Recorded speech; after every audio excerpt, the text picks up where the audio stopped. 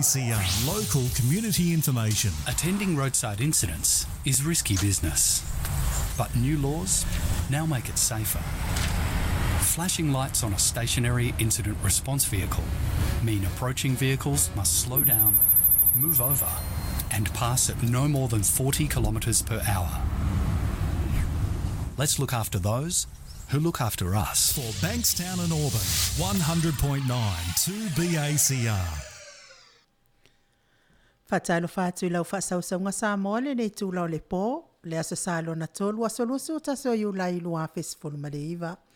Manatua mai atapua inga sa whianga iai le malwa le ATUNU'U i le nei aso tapua i o le ali, malo le tautua i le atua malo na whina ngalo. Le wa tātou toi wheiloa i lungo pe au mangalungalo le ea e pe una masani ai. Lau le tio whaafongafonga le se lau tasi Maleiva wha mo tu PACR.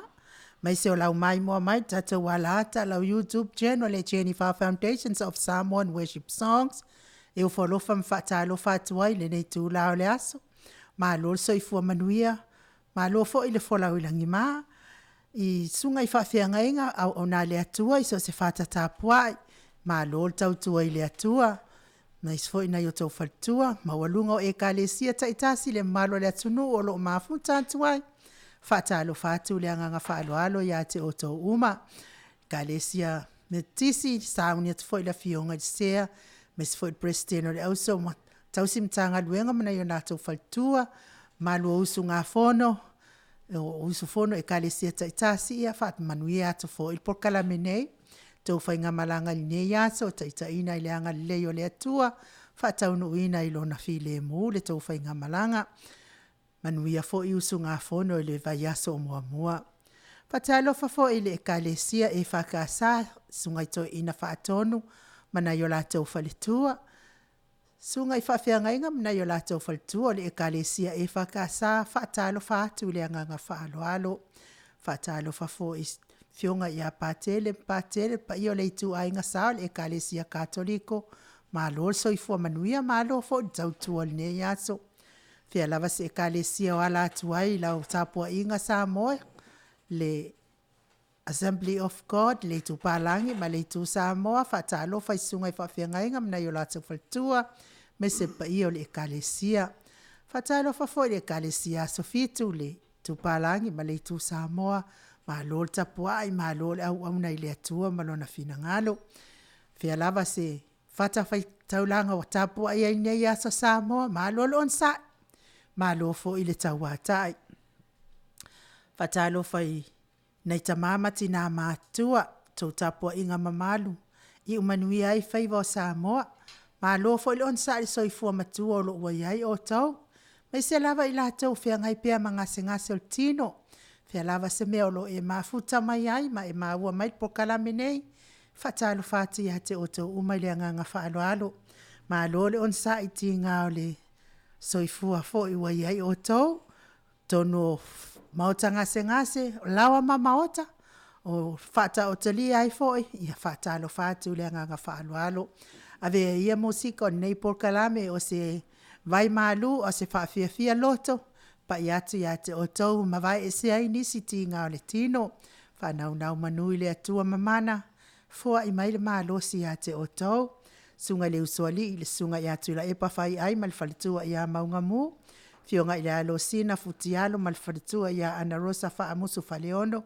Whatalo whatu le anganga whaloalo ia te o tau uma. Maa lole ona sa. Whatalo whafoi. Ia te lato uma lava o e fiafia e vea le POLOKALAME nei le Maota Samoa VIVIIGA o le atua ma lato le tio whaafonga. Ia mesfo o lau MAIMOA mai lungo o tatou ala ata. Whaatalo whatu ia te o tau ma lolo on sai. Ma lo fo I le lango mai tatou POLOKALAME nei. Whaatalo wha I tamali I whawhale upolunga. Ia mai se fo I whale tua matausi. O e uma o lo alala mpapa au sini Australia nei, ma lo so I fua manuia, ma lo fo I le fo lau ilangi maa.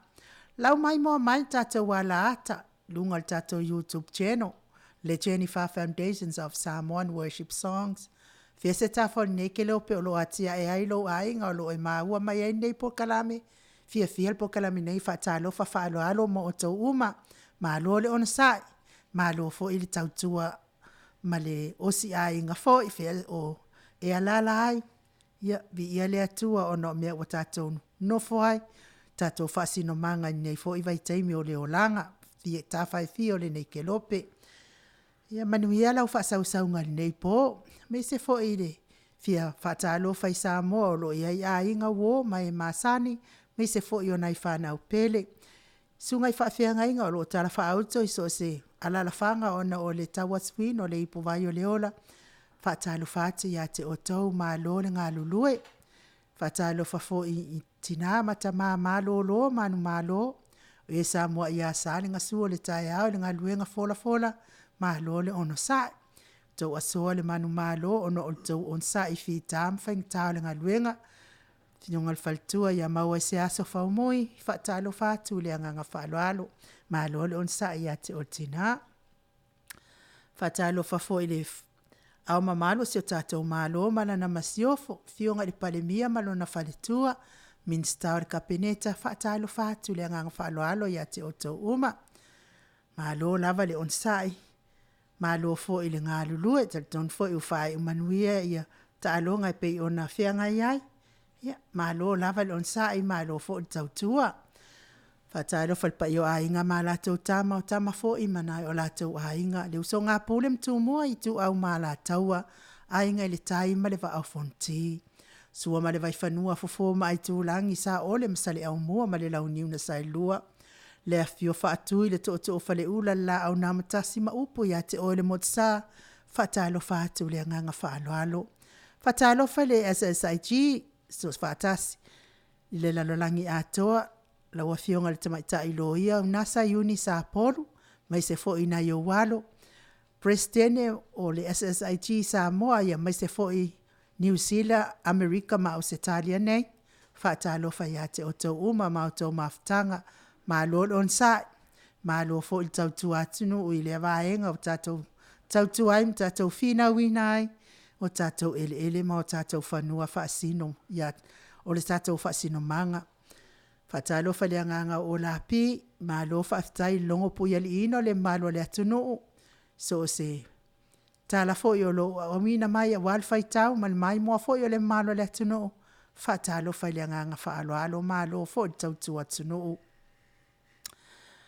Whaatalo whale tātou POLOKALAME o le DDCR, lau talainga mo talo malau tausi, mai se fo ile pulenga le TTCR, fionga le au pepe, whapea fo isunga ia Kristu ia ma le pulenga, ma lo lava le au auna, ma lo fo ile tautua ile ATUNU'U o Samoa, mai se fo i o le malo Samoa umo e o lo lala mpapa au i ATUNU'U i fafo. O i maltu la fono, le fionga le sao, sunga i loia ia le ota suatele tufele, ma le faltua ia Vivian, ia sua Vivian whaatalo whaatu le anganga whaaloalo malo le soifua manuia. Ia tātou POLOKALAME masani, le Maota Samoa o VIIGA o le Atua i sini au Setalia nei. O tō au auna tautua ina lo fita mafuta mai, fionga le tapa au whaasina. Ia to le afoa, lua moa to le afoa, mai le fio anga o whasto tai, ma le vai maunga. Tātou insinia numeratasi a mai ko tole a foa malo nei tangata. Ilinga noa litia sawa inaya mai sala ilua savai. Solo, lufi, fale apuna mamoa.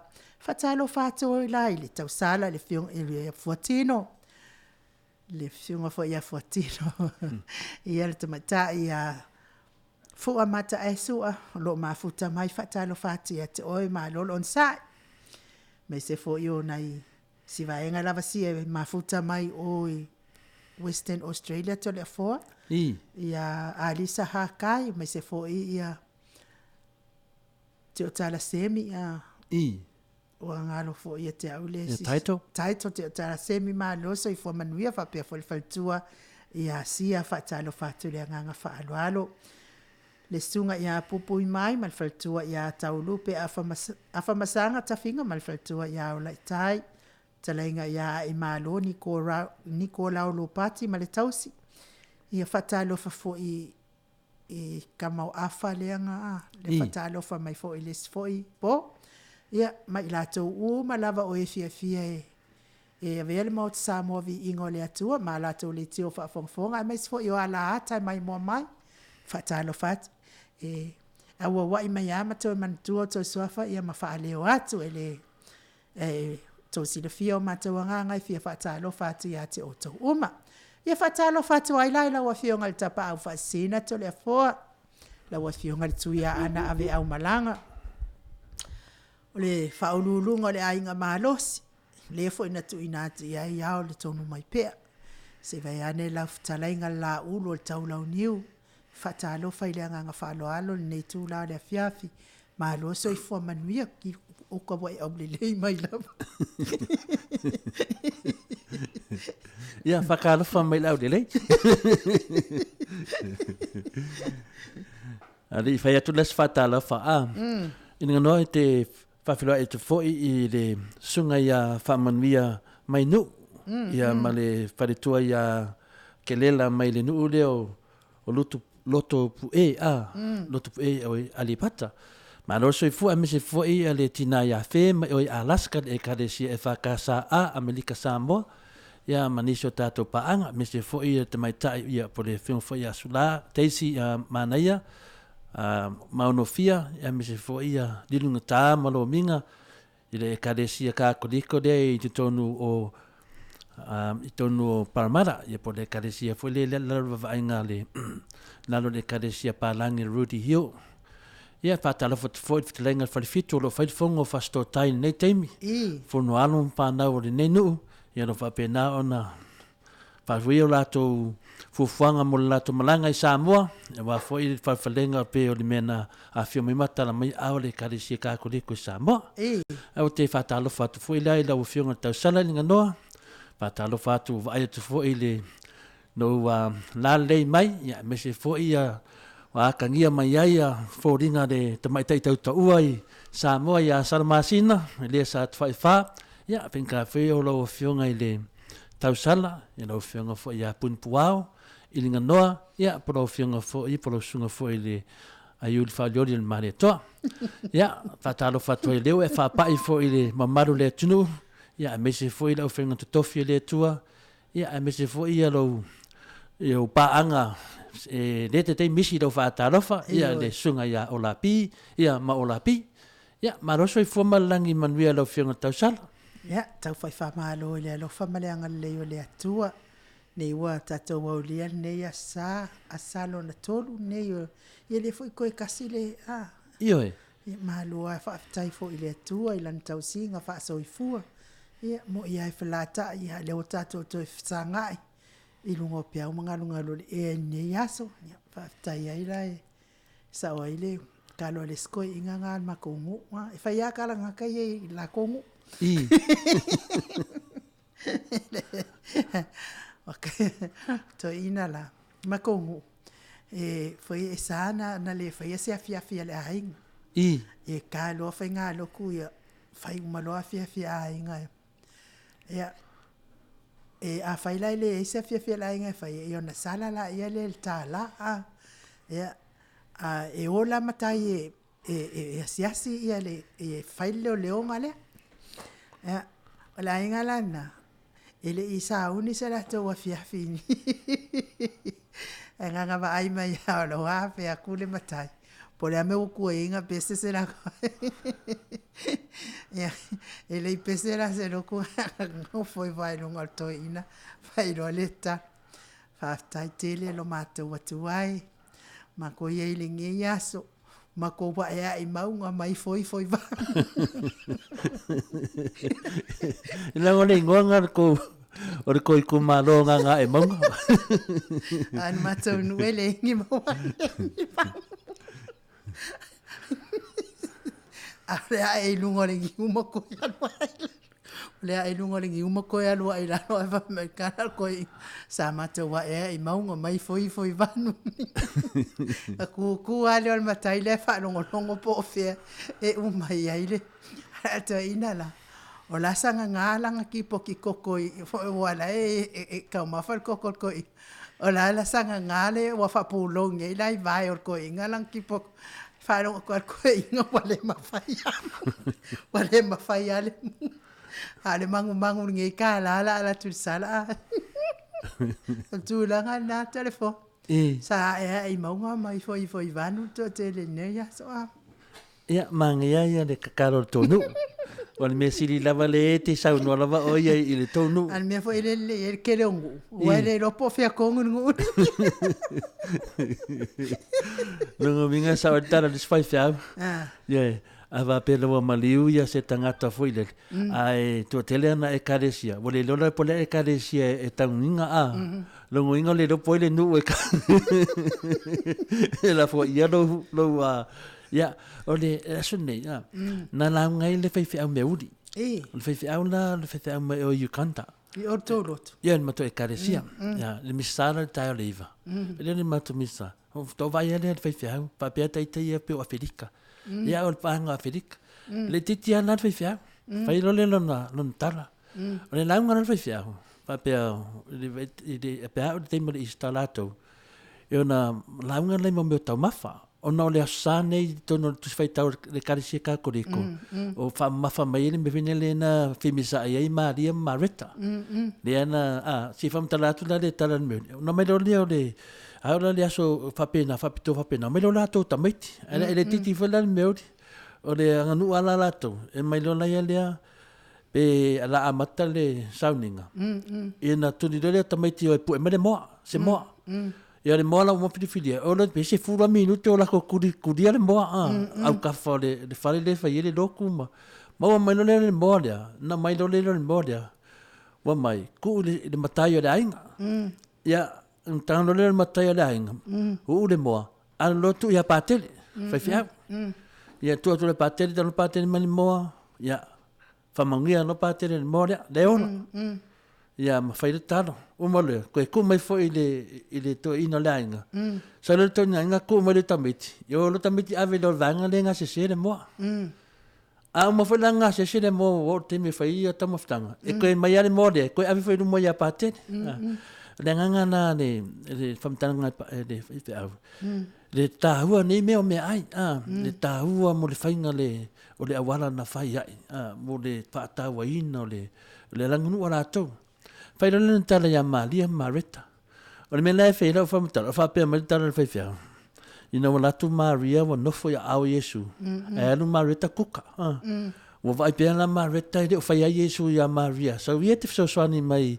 i lo uso na atu so swani ya I wan complain no Marita fa me no Marita Yesu te le fai tu ya Maria e sau e kaonga me ko I kulowa sa I te so swani ya o de fitatu ya familia ni Yesu tala lo Yesu ya Marita me o ele fai ele sia nga te le nga ole le me le fai e Maria sa fa no U poleola ya o le vinga na tana patel papea tele o me le fai e Maria me nga me le fai e finale Marita me nga ku ka ku le me fai le me ya ale fai mai Yesu e le nga na me de sau te no foi te whanongo nongo mai.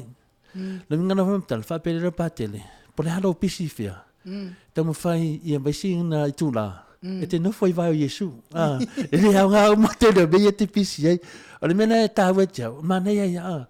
Whapere, sao ne ia le whingaro le whingpa ia le atua. Pole halo pisi fia. Tau ana I se teimi te sau whai ao Yesu. E le hao ngā umale nei mea tele te pisi ai.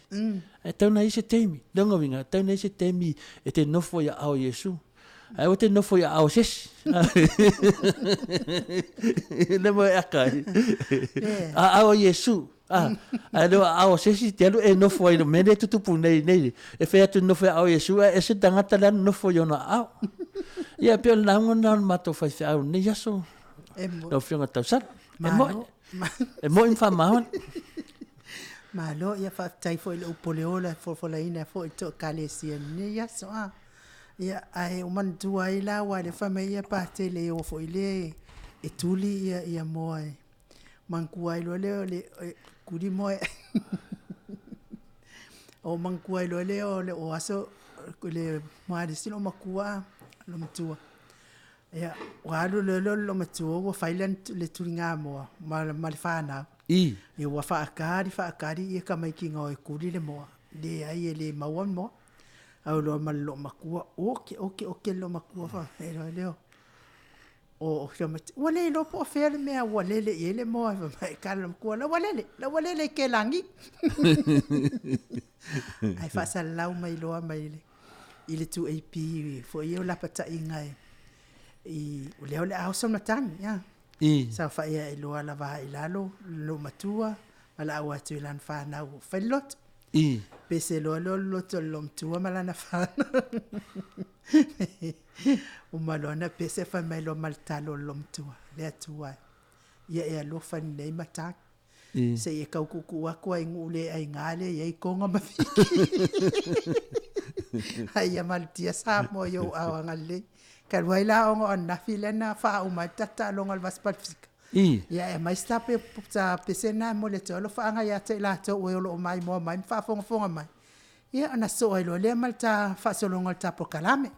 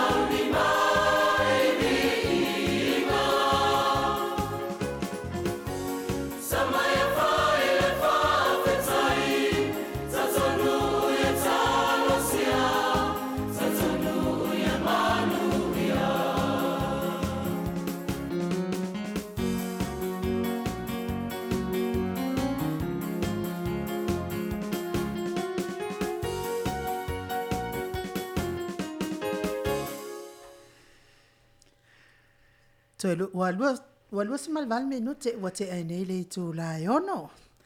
Malo lava il mafuta mai tau whaafonga mai musika mātangofia pe ona tau whai mai ai au whai pese sa maunga le whakasa mai Samoa. Malo lava le mafuta mai. Alfa soronga tatou POLOKALAME o le tatala le tō whā tatou POLOKALAME whau.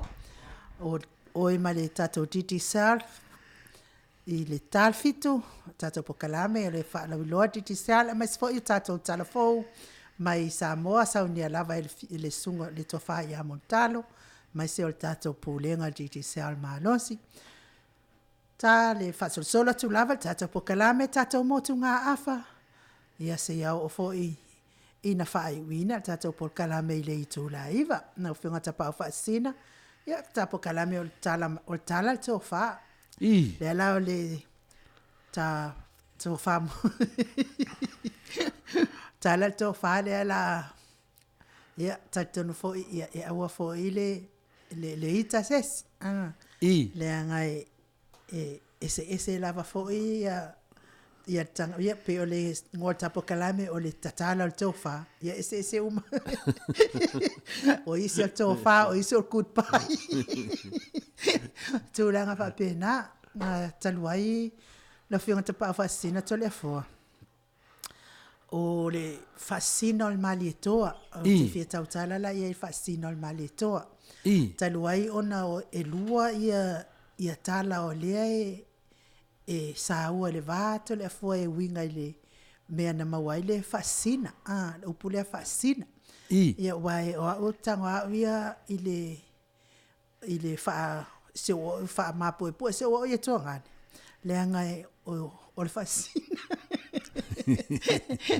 on mea la na tfia tautala ia langa o mea la val mato ia ai ngai le kere kau kala foka i kai mea ngisi sala o le manato o matou ia ainga tole afoa i mafo anga nalai lenga ala no tautalai nanga la safsiringia fo na mafu ai ona mawale pole ale fascina al maleto ia po le new to tasiatua ia o tulanga o le na mafu ai na mawale fascina le wa avene i matou ia itu o le sava le valinga la ale a malieto le watu i malie le sava le valinga le tu ina ia ai fa la velave e lo leo taifaua tu ya tu an fo ile fa fonga mai la tunu i le nu la leo lufi na la sava le valinga malieto e lo e fa la velave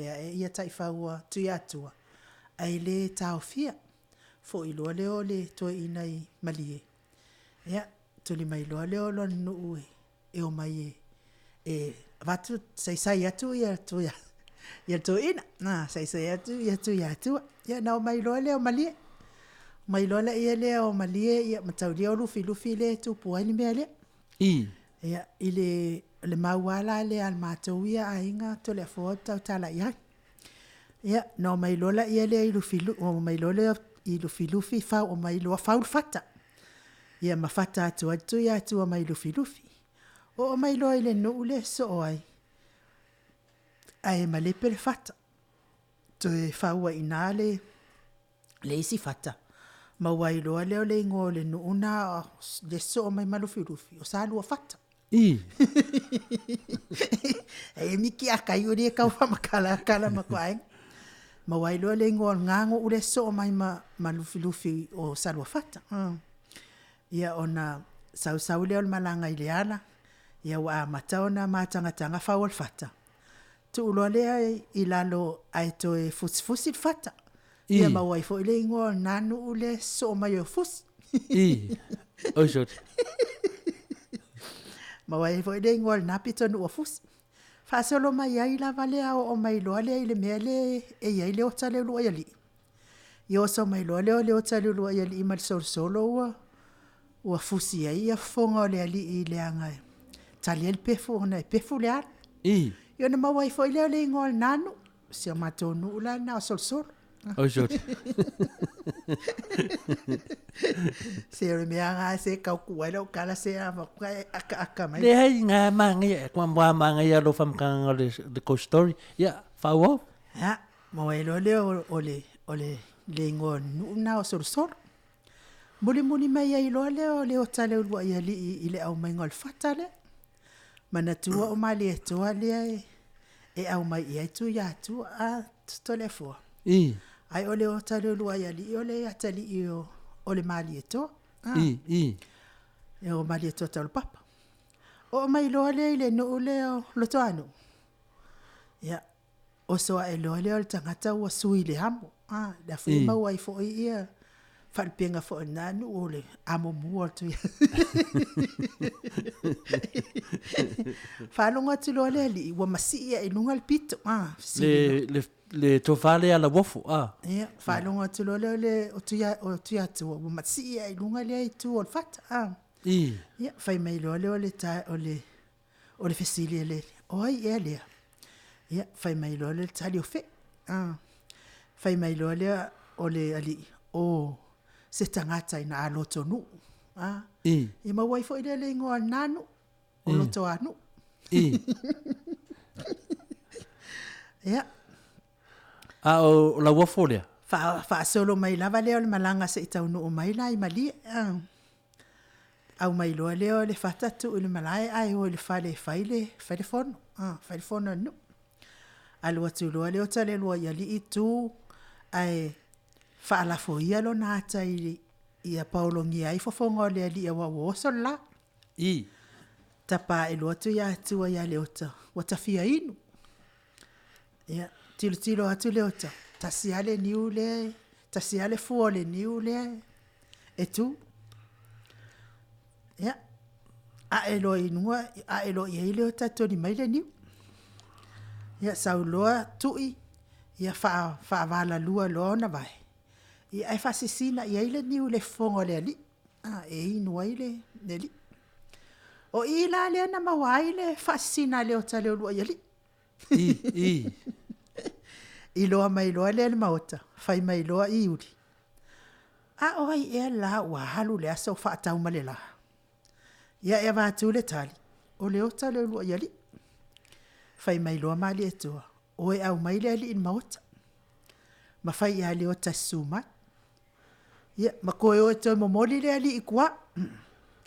O le mavaenga la ngatu ia tua. Ia le ota le lua ali. O oe o le fasisina. O oe o le fasisina. A fonoa le ala ngā fuafua. E fono fase fulu le ala. Tu se fulu sa vali. Fulu sa vali e alu ia le ota. Longo le ota. E longo le ota i le fono le. Fonoa fase fulu le ala. Kusa e mataulia ngā kai me le inka avale. Ia aluatu. Sa ia ka umai o lala sauleli ia penga mai ya se i fa se fulu nga umai savali fa kwa makale fongo le ala nga fu ia ete se su mai la ete fio mai mai la o new solifon le fo ia ile ngol mato ai no o new solifon eta uma fa mo la o new a o monta uma fa la o new fato a pati le ole a kongi lo fa fora new ai pati la e se lo ngala e uma ta uma fa le new ole ta kwa pakile avale al fongo le ku ya al fongo le tu malo e ole tala sa ona ile mento ma fuai ona ma wal fa sina longa winga atu tu le loto ena ole o tale lua ia li e taona whaalangi o whaasina al mali eto. E walang o ia le na muni muti.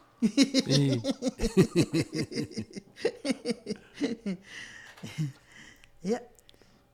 Ole kalanga, ole tala atu la na tole a foi e winga ile mta upu le ia ai ona o le mta upu fefele. Ia ai matu atu i lau fionga waele ngai lua ia i tu ole so se story ia e lua na tu se stala tauna lua na tu ia tala la na matu ia ai ngal mafu anga na la ina ma wal fasina ole niu tu tasia tu e ele niu solifon e fono fa se fulu le ala i lo sa vali pe a fono le ala nga fu le anga o ia le sa muli ia tu muli le ai muli le stolo io al talala na sia mato ia inga ma le langona na ia ma ngai mea ngai whapipi ia koe voi lele e kusai whamaoni altara. Pe o mawai ngoa no me whapena ana tup. Ia, ole POLOKALAME na altala tofa. Ia la whafunga mai ia la tunu. Ia, whamalu lua tua e sa whaitio. Ia, ole mafuanga na mawai le whasina mali toa. Ia, e se kaskape se. Ia, tu atulola ia le la whawhianga alta pa whasina. Pe wai e lua i tu altala telefon. Ia LENEI. Pe e sau sa soani po sau whapopo po sau to ese. Ia ala o tala na e lua i tu altala. Ia LENEI. Na kaos kapes? Nana ia.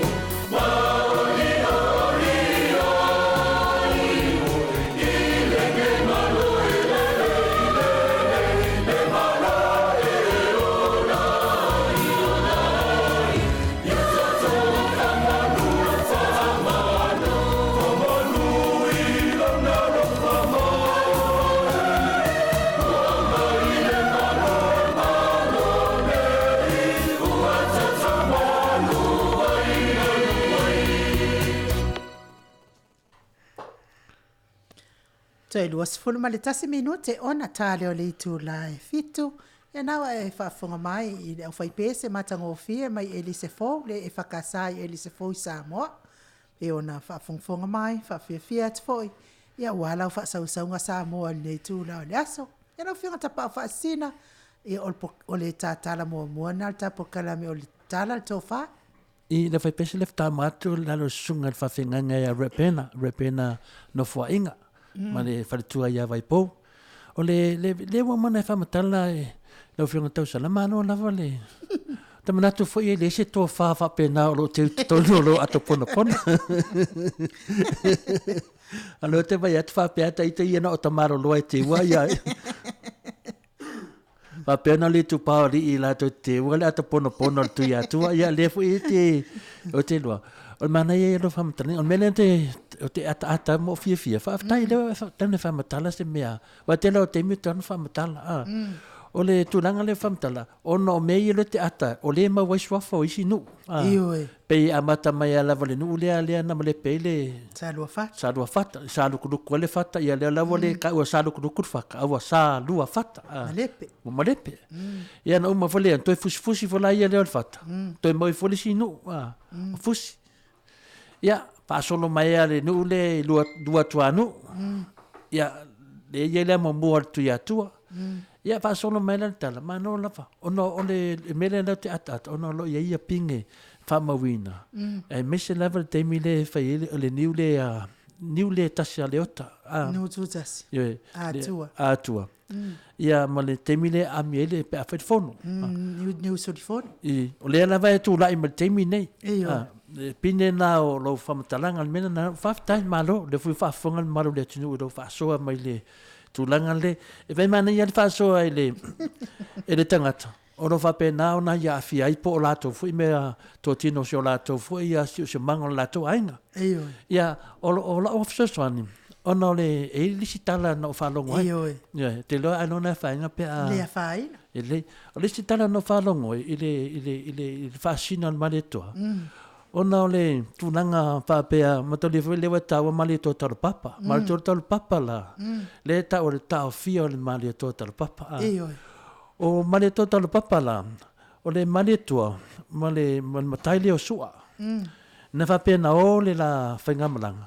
Na ia maletoa i en whapea tala whasamua i na ua tufa fo ia mea sina le ATUNU'U. Apawa ia maletoa. O atu leo sua maletoa. Tala noa. E le lava mele ia lau. Olo i la savari, ia na whanua. Ono na whanua lo ia iau. O iau iai me umai ana whanua teimi fuan malosi o le tonu mai pea malosi a tangata leo tupai. Atu la ia maletoa, ia masua. La sailinga malo. Atu na. O whaisiki munga leaso lea. Ioi, whaisiki munga. Ako lo leo o kamaringe. O kārepola. Kārepola leo. Ia, sisi furo rungat pola. Ai ako le kokong, bo susu uma. Susu uma la wadi ia. Ki kila mai loa, fa mai loa leo kokong o le moka. Ia, susu maya. Ia lele ma waile susu. Susu maya. Wa susu mai fafo. Susu maya. Ia nga mai lole kongo wa susu mai. Ia, lele ma waile susu nga le. Ma le toa. Ia wa ngofo ngai lalo. Ia, le wadi ia. A pero del tala. Kalau ai ongo le pola le sa sisi. O le pola na lang whaalo alo le whasinga. Le na se silunga. Whapele ia. O le kapau whasinga nga. Ua maua le susu. Koe maua ma le kapau whasinga. Ia, keno whaya ngā le whapea ai. Karilangi sa oro malo. Le sa wili tala le whapea. Wale se me a karilangi. Le alan tau nuu mo le e kari se e whakasa. O whapea no le o to ino maretoa. Ai o nga ao lea. Mai le langi. Ka ngu le loku. Ia, le wale whaaro le kakumaro de hao a. Le mele e whera karinga noa. Mo le tapau whasingan maretoa mai tu langana. To mui manang sunga.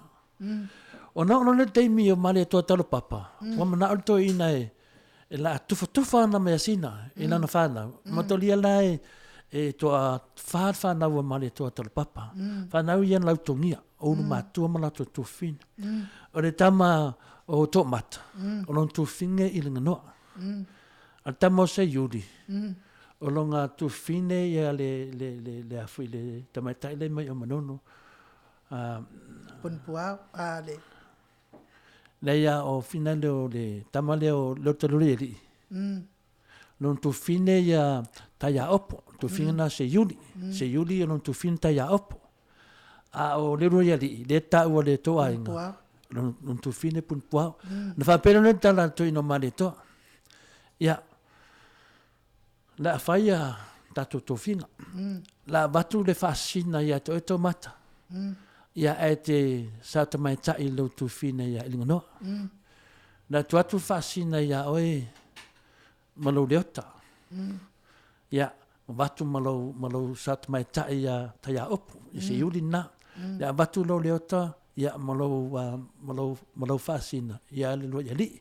Ia lo tu fine o fine le pun puau. Whapero na ia le tala. E te sata mai tai. Le la sata mai tai ai. Ia, o le melana, o whaalangi e whanau le maletua.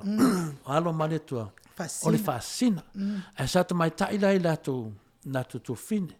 Lato lo le tama lea muri. Tama lea e lei lato sa whata le matonu. Nua mātou. Ma lewa tala ia tala o tonu. Ia wo o man matonu i sa whata muri vai. Lato le tama lea swafa ia vai toa sa. Le usunga muri la nato ino maletua. Lea nana tama. Lakunga. Wa uma. O le se whaasina. Whapelo lea tala maletua. Ia, mai toa sa. Ua sau nei. Ua lea se meo te toe. Le wo tama ia maafi. E sau ia nala o tapa au le te toe. Batu ia maoe. Na ero le sa whaka. Te ali oe. E te ali va aia ta whanua. Ma va aia le ia ta ainga. Tangata. Le te tau mai, ele se matai silin tele no whanua. Pe on matai leo leo tale so tele. Po leo tale tamo leo vai tosa. Vai tu sa. Ia, manan tapa au. Le na na lo vai tosa manan tapa au. Ave lo inai vai tamo soari, i mena sa wil sanga lala. Le fa langi lo mato tua o le tapa au ale ala tau. O le tapa au le mare to. Na latu mal tama leo. O leo so tele. Ia po vai tosa. Lango winga la, i lo story lo famtala mai, o le fasisina lava lea a leo te reali. Na maa vai mai ei, ono lo iai point, lo iai whamaunia mai lau tala, i nuu na mauai, nuu maa vai, nuu mea tau nuu maa vai, nuu te tele tonu Samoa, e maua mai ei pine ia. A le tau pa fasisina mare to ale no whamatala, lewa maua tua ia fasisina, Ais, longo winga la wo lua fasina le tele di pe fu atra le tala. Te tal tonu. Onga o le tala le ATUNU'U. Ia ma tala to wainga. O le tala le te fai me o tala to wainga. O le tala lo ia pine fa ma. Lo ia tele pine fa ma se tau mai amali. A le tala le fa matala te o tala le ATUNU'U. Le afia mai to tele le ATUNU'U. Ia wa lo fa ia e se tala fa oporu, e se tala fa sa vai. Ia te lo la ia. Tu atu te fa fonga le maru le ATUNU'U. Po feo tala ia. Po feo kala ia kfia la kapi. Po feo o to fa ia wata tala. Po feo to fa ia tala. E ta tono ina ia wa au ia. Le o tu tino ne tala le ATUNU'U. Le ma wa susungan male to. Susu mai. Ma wa le tapa au fa singal male to. Ia le lo sa to ina ave ia fasisina le whanau tōtoro. Sa to mai ta ia lato tūwhin. Ia al tamala i titi lewa lato vai tō sa. E sa to mai ta i shontina. Alo le tamalea, pin wha amaula lau tala. Ono o tua. Ia on tua tele au whanua mare atoa. Le tamalea vai tō sa. I tua i sa fata. Ia na tua vai sa fata. Olo ia il tapa au o le ala taua. O le tapa au le ala taua. Le sa fata, o mea male toa, o mea wha male toa. Peila le te tātui tanoa foi puli mea sa whanama mua foi. O le tele o mea nei, o le format o Samoa, o mea wha male toa, mea ia sa tāpena mai. Sa asa amata mea Samoa mea whatu ia tua, mai whatu ia anga. O mai lo i, le whina manu whamtala fwoi le tu mua pule tu au mala toa. O no le tu langa ilinga noa, o lo ese tangata. Ai ono whamatala fwoi le toru vai ato taduai. O le whaavai o Samoa, mo uma na whaide whaavai o Samoa, e nofo file moi nuu maralwhanga. Ma Samoa uma. Nea lawa iai le mea whina rewhatu o tū mua, ma pule i tū au ma la taua. E ono i tō o tū mua i uporu, e ono fwoi sa vai. O wha mangala le ono uporu, o tū mua, e wha asino lea ia anga. Ma atua. Tau nuu maloma le tua whailanga whaleongo le kinganga le kukoro sa nganga. Le iei le tū au ma la taua. Ia sau role i lalo lisi vaenga ngā, i tū au, le tū le mātū. Ia malala taua, le tū le sauti.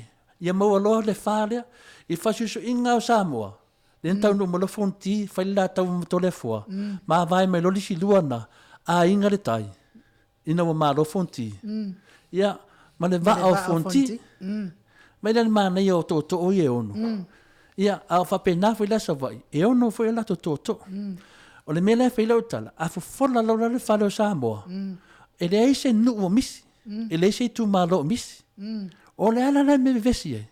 O no le tele o TAIMI ro whape mai tangata e toru tu mua.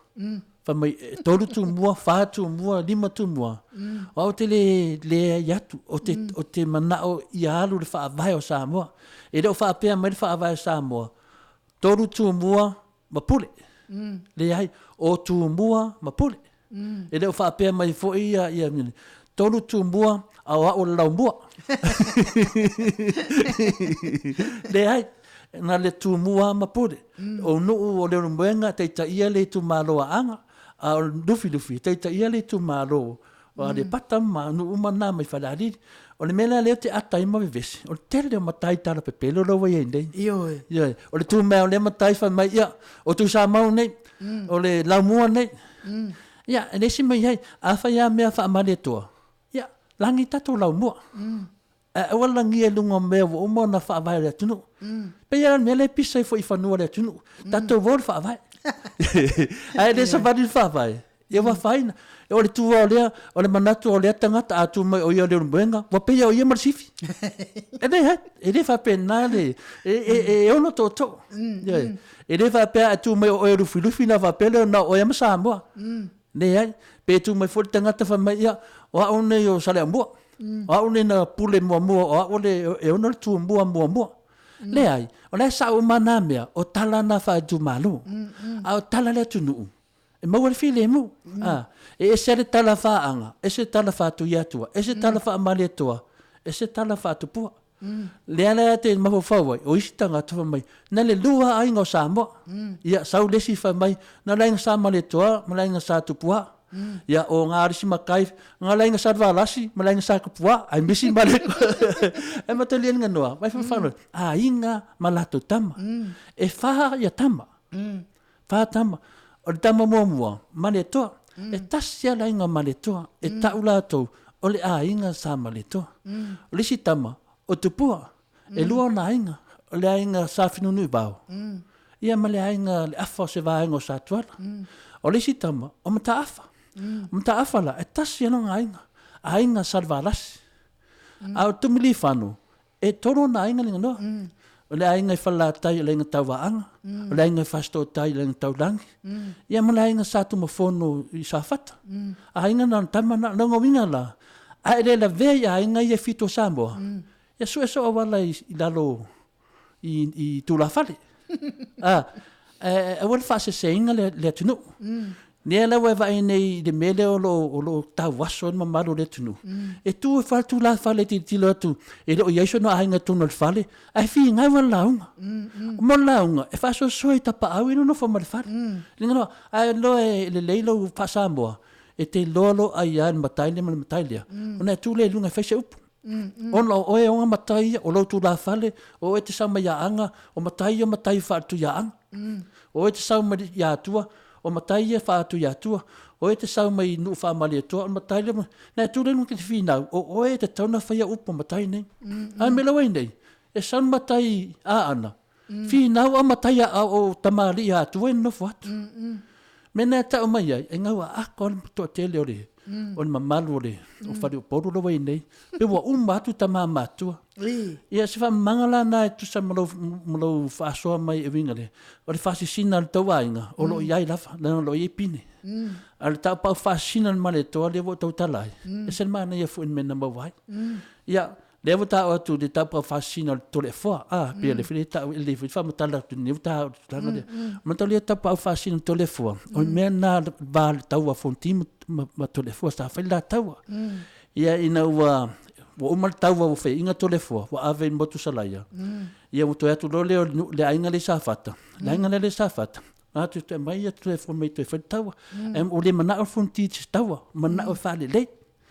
Ne la ma fu ai lo. Na la tu tole fua fe fale le, na tole fua la fu no fo ngol pola se fa for fat. Ia alanga mai lo ia le. Ia tumbua. Fia mai. I tonu la spola ka emo na fa ilma vanga i le filufi. Ele fa ia an. Au tole fua no fo ia an. Al tupu lai oi lufi. Mele se tatia. O le mena na fail fam tanga tupu. Su mai. E me to le vo telefia la tuna. Nang le na tumbua. E mal tupu yo lo tapa o fascina na. Ma to le fena o tupu lai ve aide upu le tapa o fascina. Dali lo to le fo ma fontisa fail fitinga. Ia ele fa pela na aya tumbu tau le wori ia. Sa tau wala wai la uan mena ka o tau wal penga wo. E pule ia o epete fia au ia tole fua. Pule foi o epete fia au ia fonti. Pule foi o epete fia au ia samlaut. O le tau wala na ta o le tau wal penga wo. Ia afa pe o te sau mai no benga. Ia na ma fa le o le si vanga no benga wo ia fonti. Le si vanga no benga wo ia tole fua. O tole fua la e na do tu la fa le tau le al pia.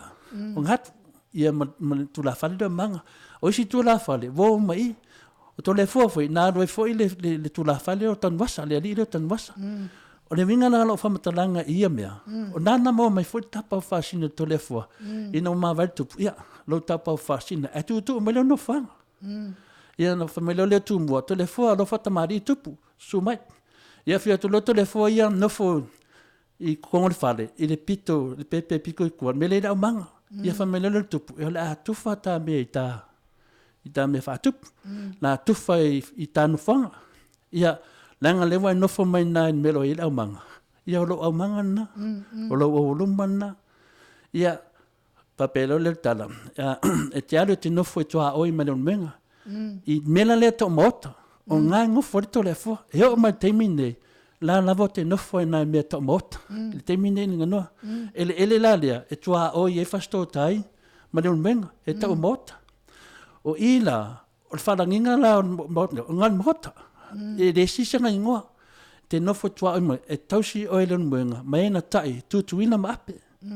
Lea lana wha mai lolea le to ina. Ia o le aur tunu mai pea. Le a watu ia te oe manau whanau. Watu e mai le au mo le. A whaia le alanga tu mbua mana menga se tuia anga. E te tuia anga ave maranga. Mataunia la a tala nga fol au soria. O matua marununga o la ainga. Le winga na whamtanang. O mena na mo meltapa whaasina to le fua. E se mai mena mo meltapa whaasina ale maritua. E ai foi nani stangata e whaalangi le tapa whaasina. Tui Samoa. E tui Samoa. Nanga winga na. O le winga na whamakalanga. O meia. E sia AFIA. O nana na we tana noa. Ai mane foi whaman mamatu ai visolangona. On o meia. O lo I ai lato pine. Le teimi nei la. Asa o fia lau manga. Au manga tau le au manga le tupu. O to le fua. E onga le au manga. La nana whea to le fua le au manga. Ese ala au manga ale nu'u ia. Ese ala au manga ale tumalo. Ese ala au manga ale atunu. Whapela le fonti. Le ate oe le au manga. A whai e whina le. E whai le awa. Ia. E latu le tangata e. E aro tangata ia e latu. Bato nga mama awa de tānoa. Na to le fua e latu tangata. Ai na to le fua e no whalwhala. To le fua e ami. Na o latu e ami lang mama awa. La winga na laka ta whamatalanga I tūlanga ia. O mea ia. O lo iei pine. Ese a mea le nu'u. Ese mea le tumalo. Ese mea whale atunu. A whai lo mea whale atunu. Ia tātia lo tātou mea whale nu. Pe tātia lo tātou tala whale nu. Tātia tātou tala whale tumalo. Tātou wao I tala le atunu. Na wingana a whai whalanginga whale tumalo. Ia e maurunga I le sinu. I le sinu. Ia o kai le sinu le sinu. A tātou wao mano I mea le atunu. Ia le format na. A inga malato tama. E maurunga atu a inga I tama. A inga ma tama. O tama fo I malato ainga. Ia nau whaman mamutu ainga. E le lua lani ainga sa mo inga no. E matua pepelo ia tangata whamai e lua.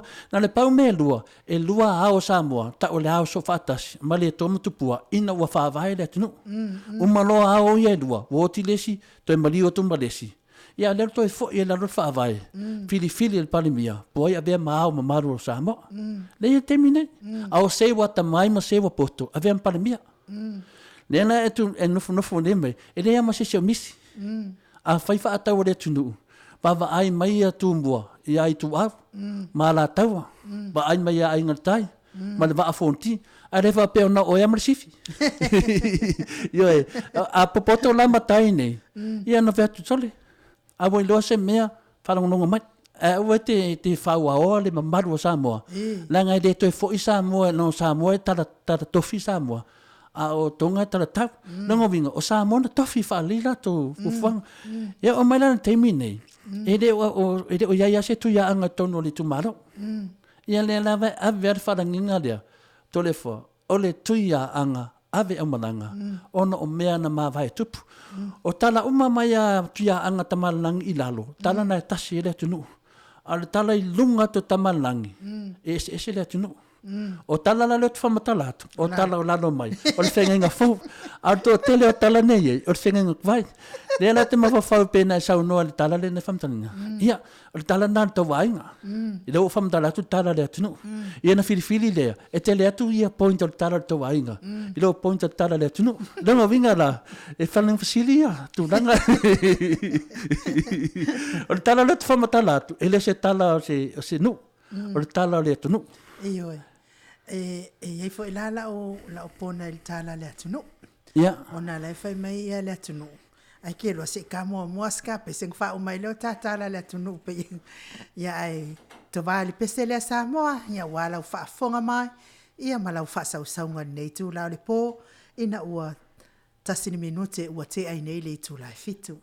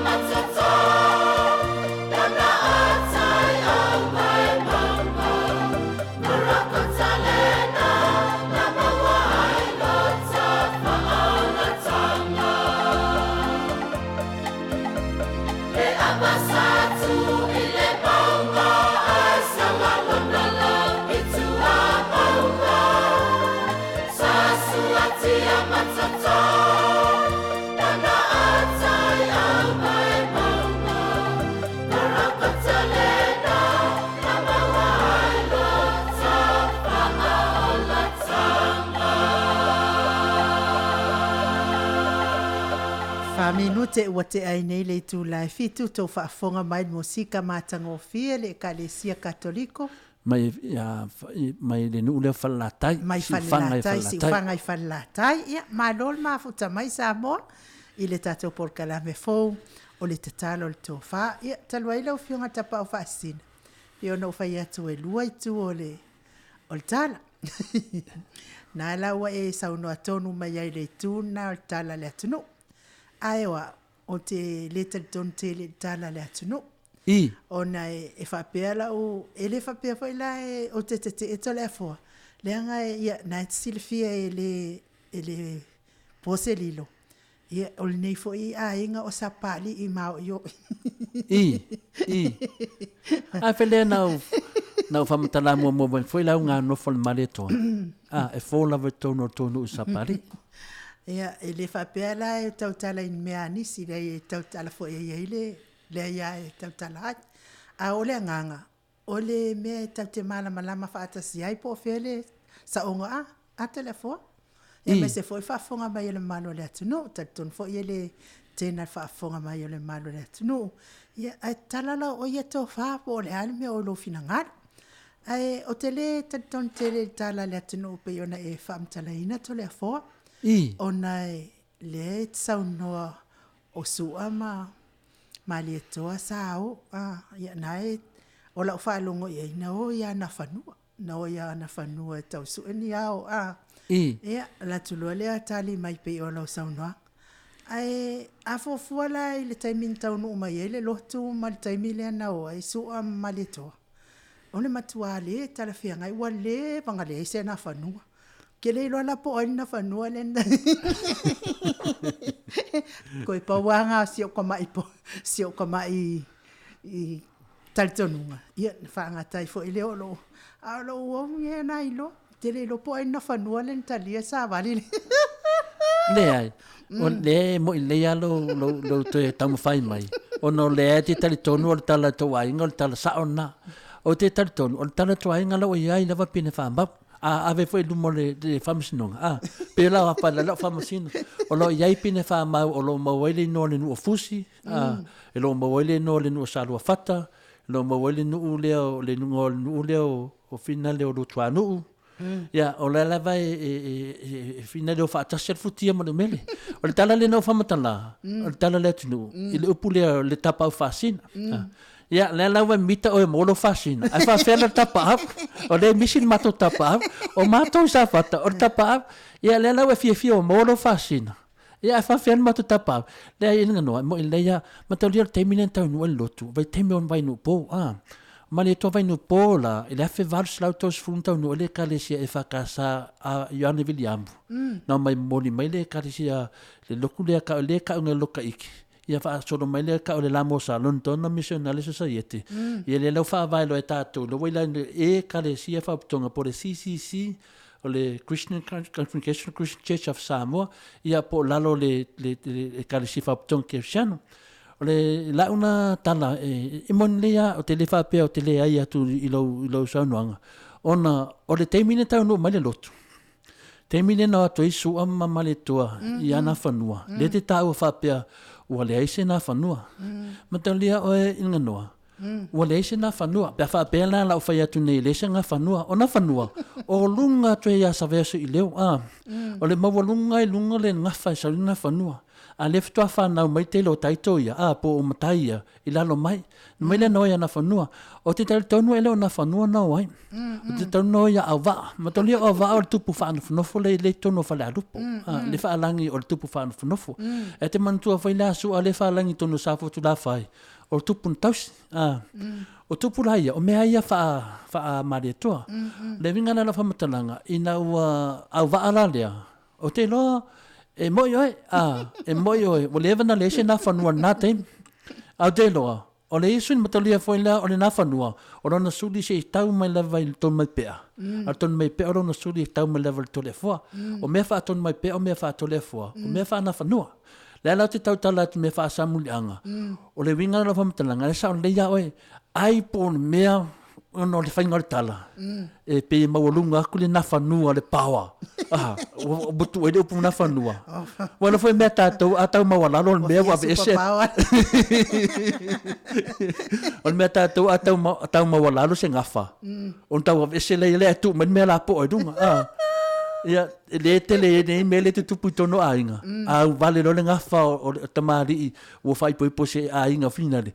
O fana nau mai ni so mai avese nang e maulalo le ngafa. E maulalo le tātou. Ia ai la pe watu o me fa pena. Wala e moni lava oi. Wa ele se na fanu na temi pe fa aftu stu sa tu le tala fa Samoa. Mo leva foi na maliu si do matua ia sa.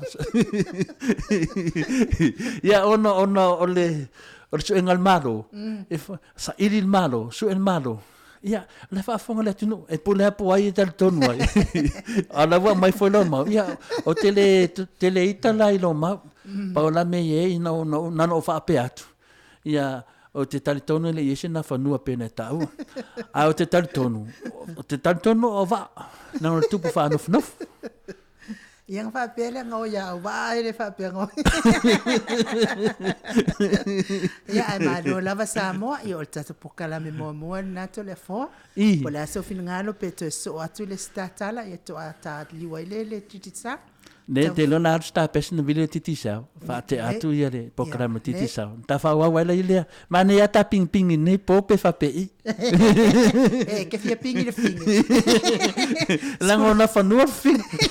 Sfulu minute o te ai nei le tu la fitu pesele wala fa sa nga Samoa. Foi mai o le tatou feilo inga mal tatou titisa malosi le to faya montalo.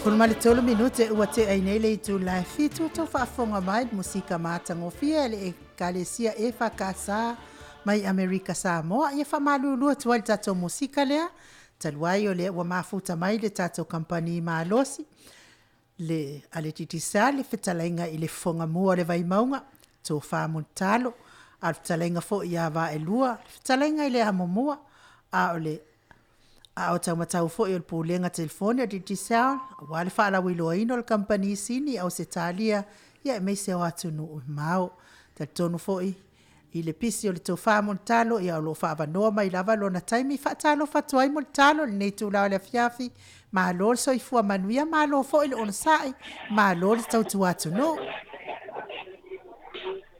ia ma lo so i fua manuia i lau fionga le tau sala lau fionga i le nganoa ia me pole nei avanoa ma tau tufata lo patuai la fionga ta pau fasina ia le fionga ia tone foa pa i tato kisi pasala lau i tono sini Australia mana tu lava le pa io si tato otunu mo mo ma tu fatalo fatu pa io le fa ingalwenga TOFI le tua ka ton foi le mai na mo mori mei pa tu i pe u pa moto tu ya ana ia sa fale foi le totelo si tato otunu ia e malumata po i le ngai aso ve foi le ngai no ma tu te fatalo fatu pa io si tato otunu ia pa ia ai ngo mo la tu tama tama foi mo la tu vainga le songa pula me tu boy tu au mala tau ai ngale sai ma le va ku ti pa pe holta tu mo tu sai ya so me le vai no fo mai tu lan sa alum sa le mo me le sai lua pa pe foi le mo sa ya fa tu ya mi se foi wa tu to ya u pula va le ta no tele malota wa tai malota fu mia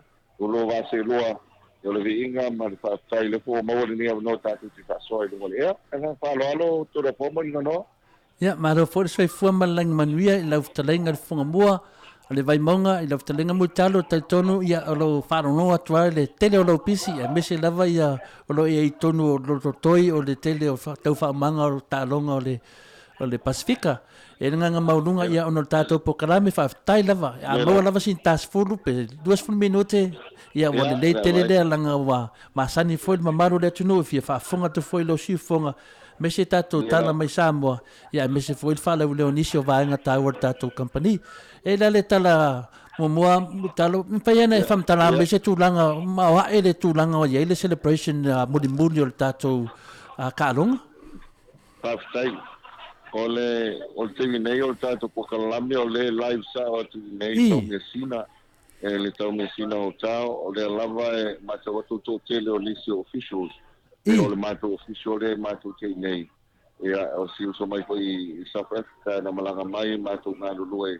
nisi vai na fato technology o talonga o le pola o pa malo lue o sai mai le o tata no mai minister committee se tau fai so tai atu tato POLOKALAME o le mato o le so tele anisi o tato officials na malanga mai vai o mato foi o talonga na tau tai terminate ia ole maua lunga o tapenanga o talonga ia ele fa foi na o tato o inei Samoa na ATUNU'U so se ta'aloga lava fataita'iga pe o le powerlifting lona uina malaga mai tagata mai Amerika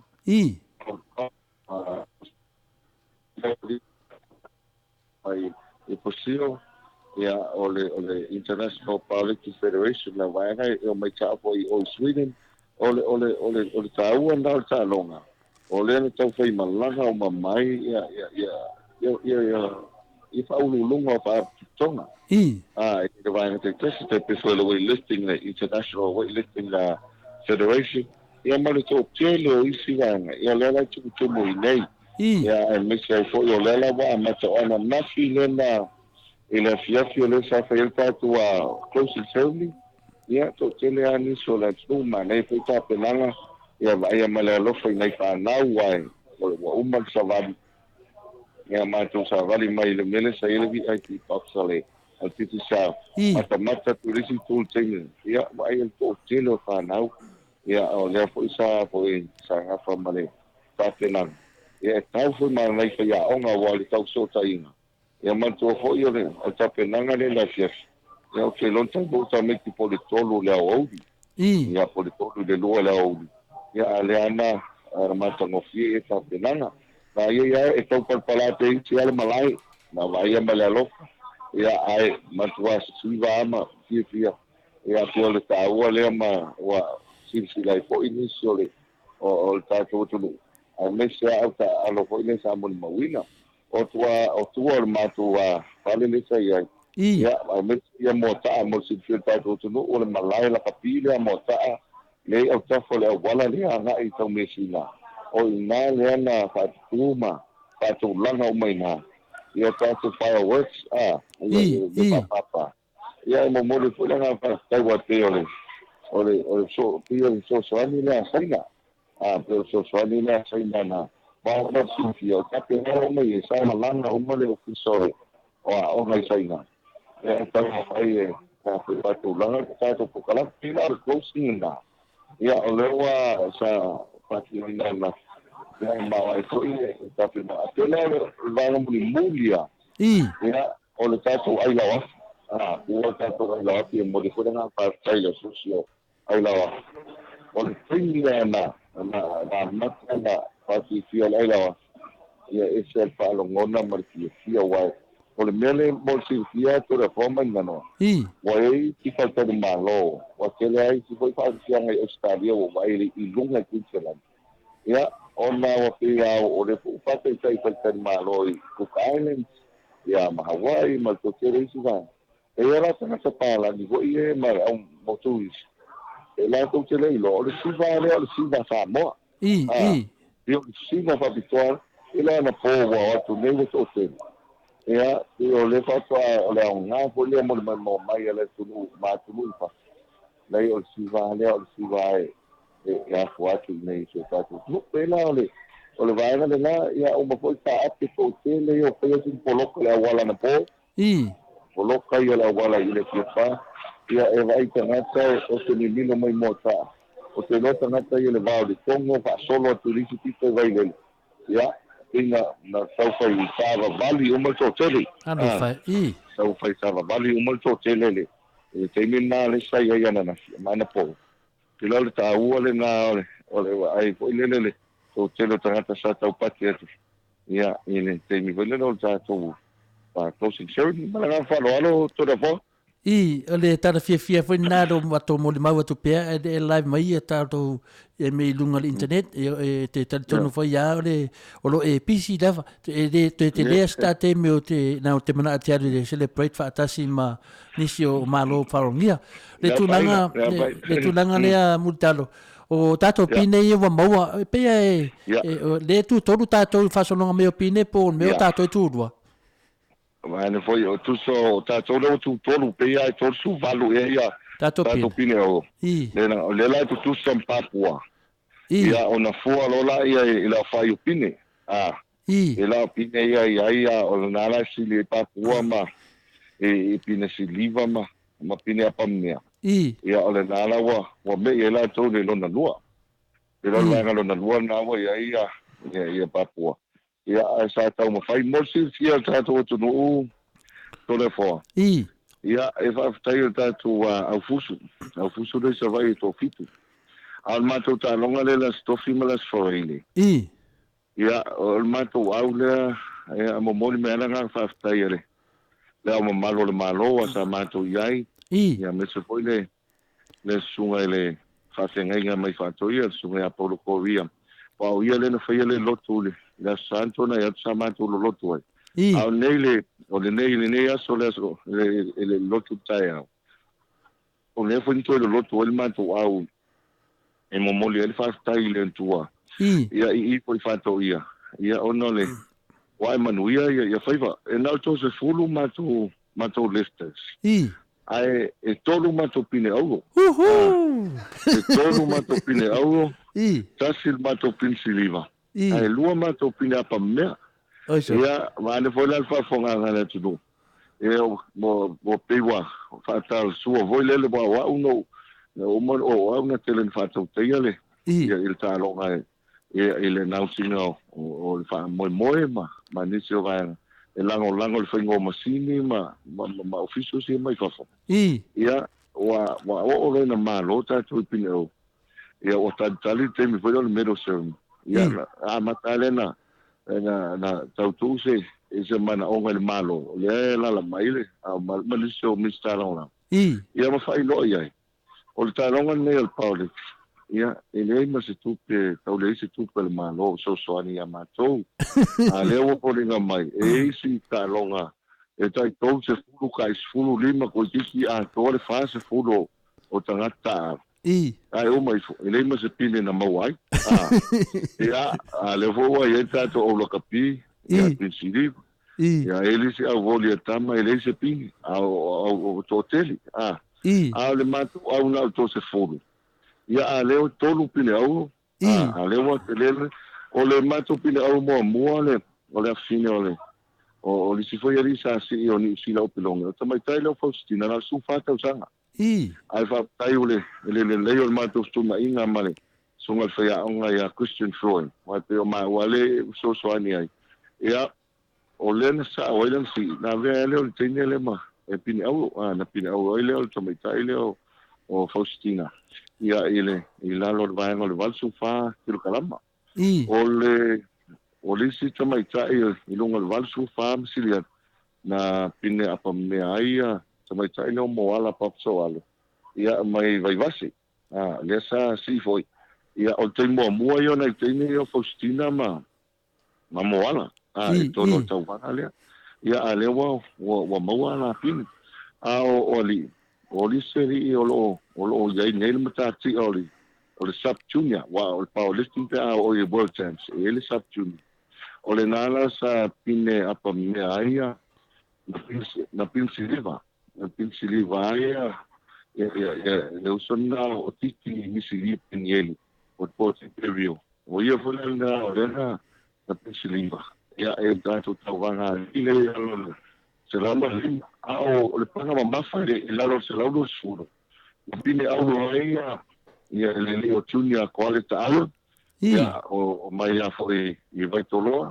ia o sole sa ta alo foi ni asa malanga ni sina ia pine apa me ai le sunga ya Tavita wipine mai no o tanu amanono o mo silfio o tamale a Tavita wipine o ova male o suto sa wa e la le vai na vo le master a fa pe te fast suto sa o ele master M1 a fa pe o lima suru M2 M3 no wingo bonus suru o le povola le na ta e wipine le record o le squad mal tolse la su in the record now to over on shootousa over the man lost on sick ia pela tasia matati asai e pe fo vole na tata o me malie na tata tano foi to lefo na pine au rol ma tu tine mo ia e pe fo ina tine vo ia ole vai ngale vai le committee le middle term pivo sa iri po fio ia ka kofu o le ke mi la fisi ele po ai ta te na mai ngale fua nga ulu mal fua pa pua mal po a ni perto ana na pinga euro ga ku ki yo vai se pro o lo kausa ili ka ko fu a voile ia inga li lo manato ngai fa nau ia ai lo ngai mo se pinge au lo Samoa ta lo ngai ne tela o ta u ne na ia o ma wa e foile e tapena ia lo vi ngai foile tua o ta po fusu voila le malanga mai savai ele ia lo kamala ka po inga sala fai ia o ke no a fai o le sa vali a kuli ni ka to ne fo a kilo kanga ka le ngo fo ia ka fo voile le au wala ngai ko o ke lo ko ngia le solo o le ka po inga le ka fai lango ka fai lango to ia pio o yo ta longa o le fo la bo ngana ka fa mai se pia o ka ave ka fa mo ka ko ave ale mesa e fusuanga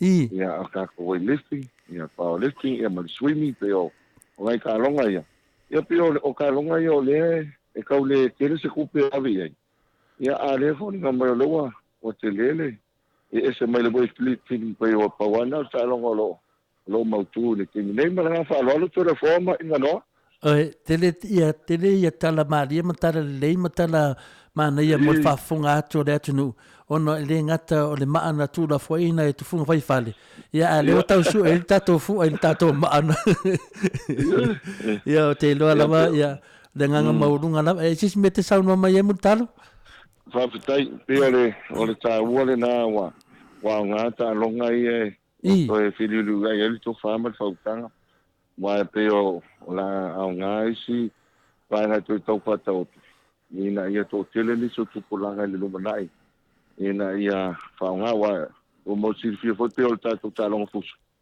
ia o le mafo anga sa i alu o wa tai o pe wa e tau ye se fe se inga ia lu kala nen fa le to no ja to ku su papua ale ala wo to nga lu va tas ia le ala wa o tu langa le leia ia va nga ia o mal mato pa ala so palei ia to tele na fiti o le mema ma lia ia pia pe paua si va o le mama fa le ulo le meno lo foi o tato farkala pu ia tai ma te lo fare fa vifia e tu muy e Vanuatu o Solomona ma papu ni pini ia e pifo le e o fota ka botio o musika fo ia to tele ia fai ia pio o fai nga FIAFIA ia iti tanga to tuno o tanga ia al Pasifika pio o lisi foi vai sa to tele foi Australia sa to vai ia ma New Zealand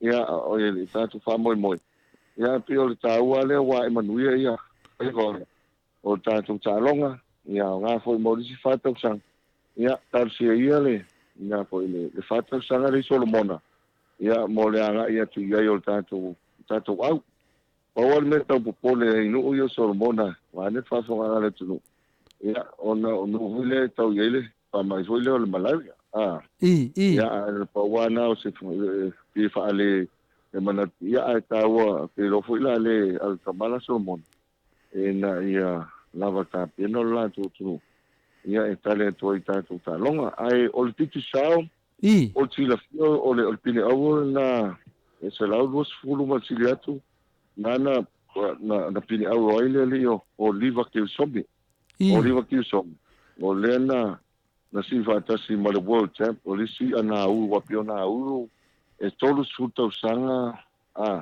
o afoio o faia ia su na u ma le tanonga nei pisa la to national sport le tanonga del powerlifting ia le ala na esi usulna ele ato tole le mano o le ala na fa ko fo il mitatia e sunga o liva ki sobi to tolu la ma to su ki pisao o liva o tipe bioma e ma yo la tole na o lewa ia sala lango e tato ti pisao le e ka wanga ia ai ko tele mo moli mele na fa tai le tu ia fesi nga sa ka ko internet ale alu telefoni le na ai telefon mai na no ia wa le fo fi tanga to man tu foi ele não ia tato se fo ia le fai ia a fai nei tato se fo ia ia so ia sale ma sa ni fai lo ia e man tu le va pera ma sa mole man malo ai o le foi man malo ai nga u o fiti o tonga mai si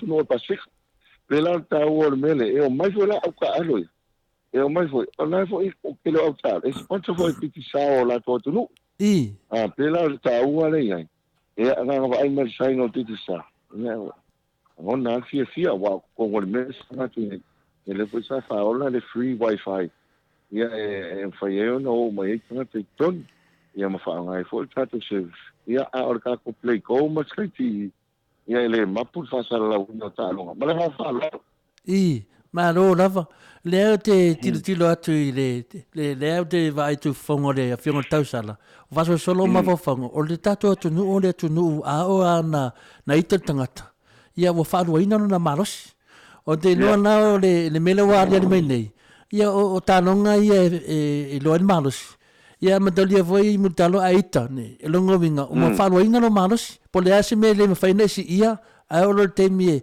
o Samoa la e manosi e tele le tūranga lea. Le lau te loa le wa improve ai tātou. Nongo minga a tātou wha manosi e tātou tama sisi.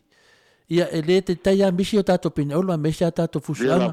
Le voi wa sau noa tūranga lea e le leo se tupe e alu i tālonga ia a le mo me tātou pina uno. Ia pio nana mato whaanongonongo tu foi le siufonga le tātou tai o malo.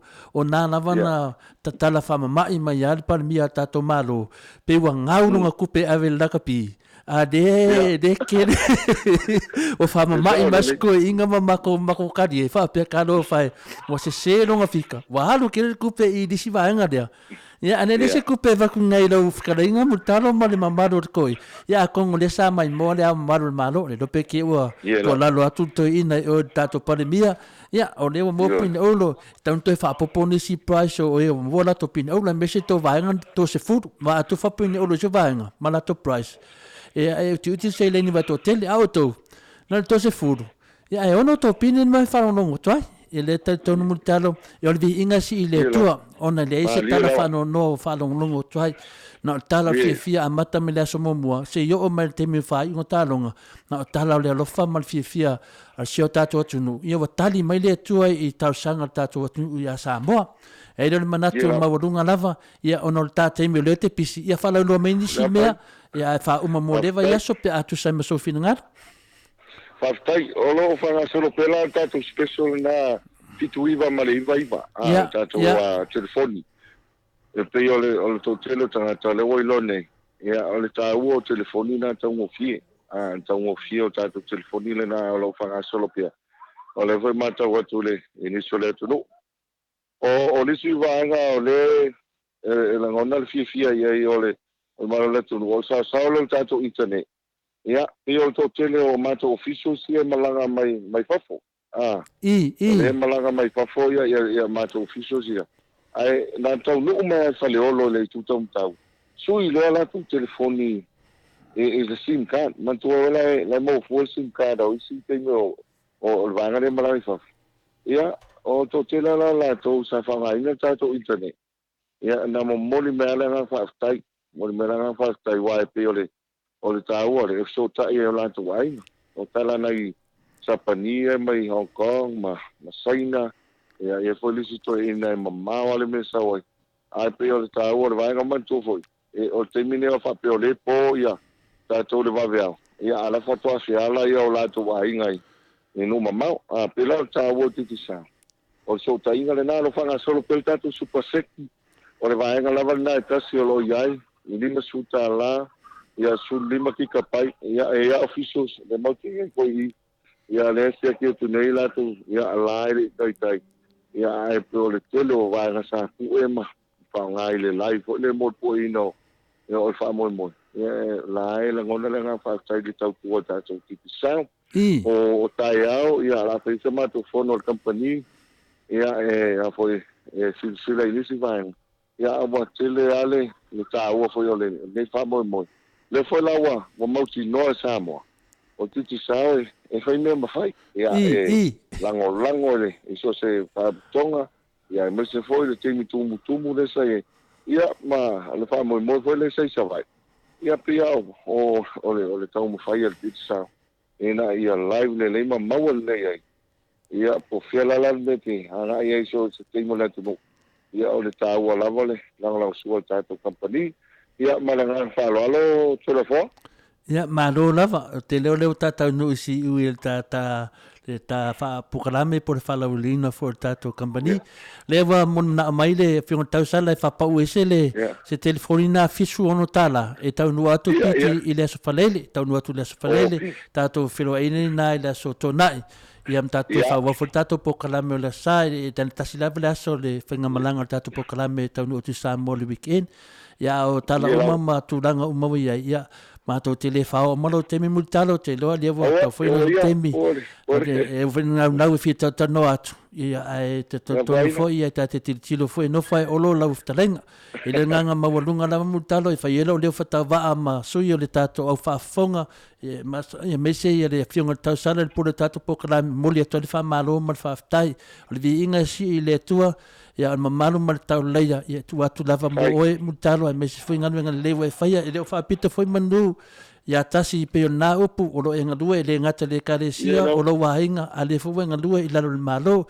mo le foi le nganga fia mal fa tai fa malo te foi le tau pulenga tatu talonga e mesi foi le tai malo ma le lato tomo fainga ya me lava nei e fai le loto ya tele foi ale tu langa sa tau mate ya peta ya ne o mo fo le nganga o manu malo lava le nganga Yesu da no tatu ATUNU'U e fa vai le tua le nganga maulunga la nepo e fa tai ma le viiga si le tua ya ma le fa malo e mo le atu la ftalenga tu tasi a lo fonga le fonga mo le vai monga mo talo ya ai to tine tu la te fa ma vai mai fo i tatu pa anga masani ya un tatu pato fa le mo nepo Faftai, mole tu le nga faftai tele telefona i nganoa.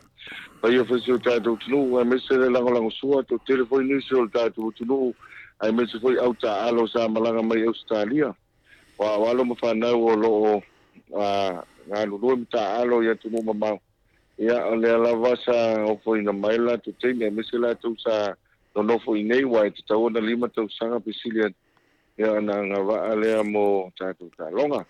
Ai mo mole foi le nga fa tele a fa pito se fa tai ole o a foi o alom fa na ole no ele fa ka sai mta utu fa la tai o na na pi mo se fito le forma ngano ya o ma ya ta longa le ya ele po a solo va veo ma to wa waile o na fi tala ile fi nga nga male sunga ya ta ti anga se na male kalisia ya e tu sai foi male ya nga wen ya le foi la wa pensioni pela o le to tele foi o niso o le la faga samalaga mai ya le foi samalaga mai na Australia ma na ia ta penanga le no ya e mo le tu foi lo fa anga ya le pai along fa na ya le karisia ma le no ta pa la tai ma wa ele le fa mo na fi pa wa le va na fi fa ilo to le fo e se tau to loto ta tu tangata boy enough ya o tau foi le ya le lango lava le ma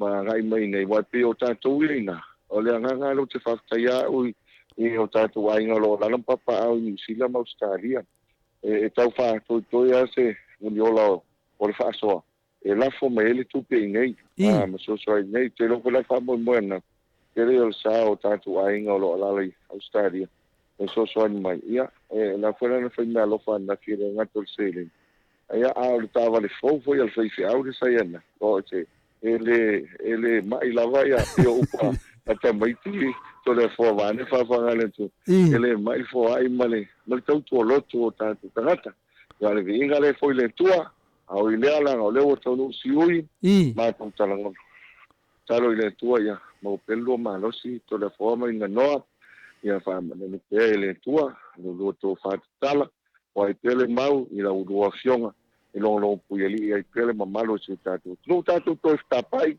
pe amalanga mai ia o vote tatu fa so no e tatu POLOKALAME ia pala o la le tua ia la le taima fa pele ia tatu si fai ia i se pe mo mana fa lo pero le foi mesul pulenga ma companhia de sa mato fa so sfuato le pe mo le fiaf so foi multar 2BACR local community information. Attending roadside incidents is risky business, but new laws now make it safer. Flashing lights on a stationary incident response vehicle mean approaching vehicles must slow down, move over, and pass at no more than 40 kilometres per hour.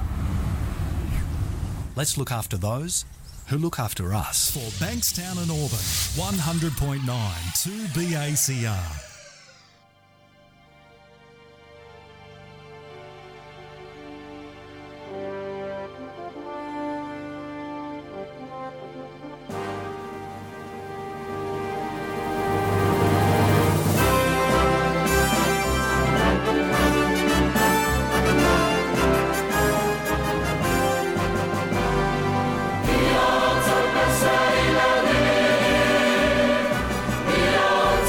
Say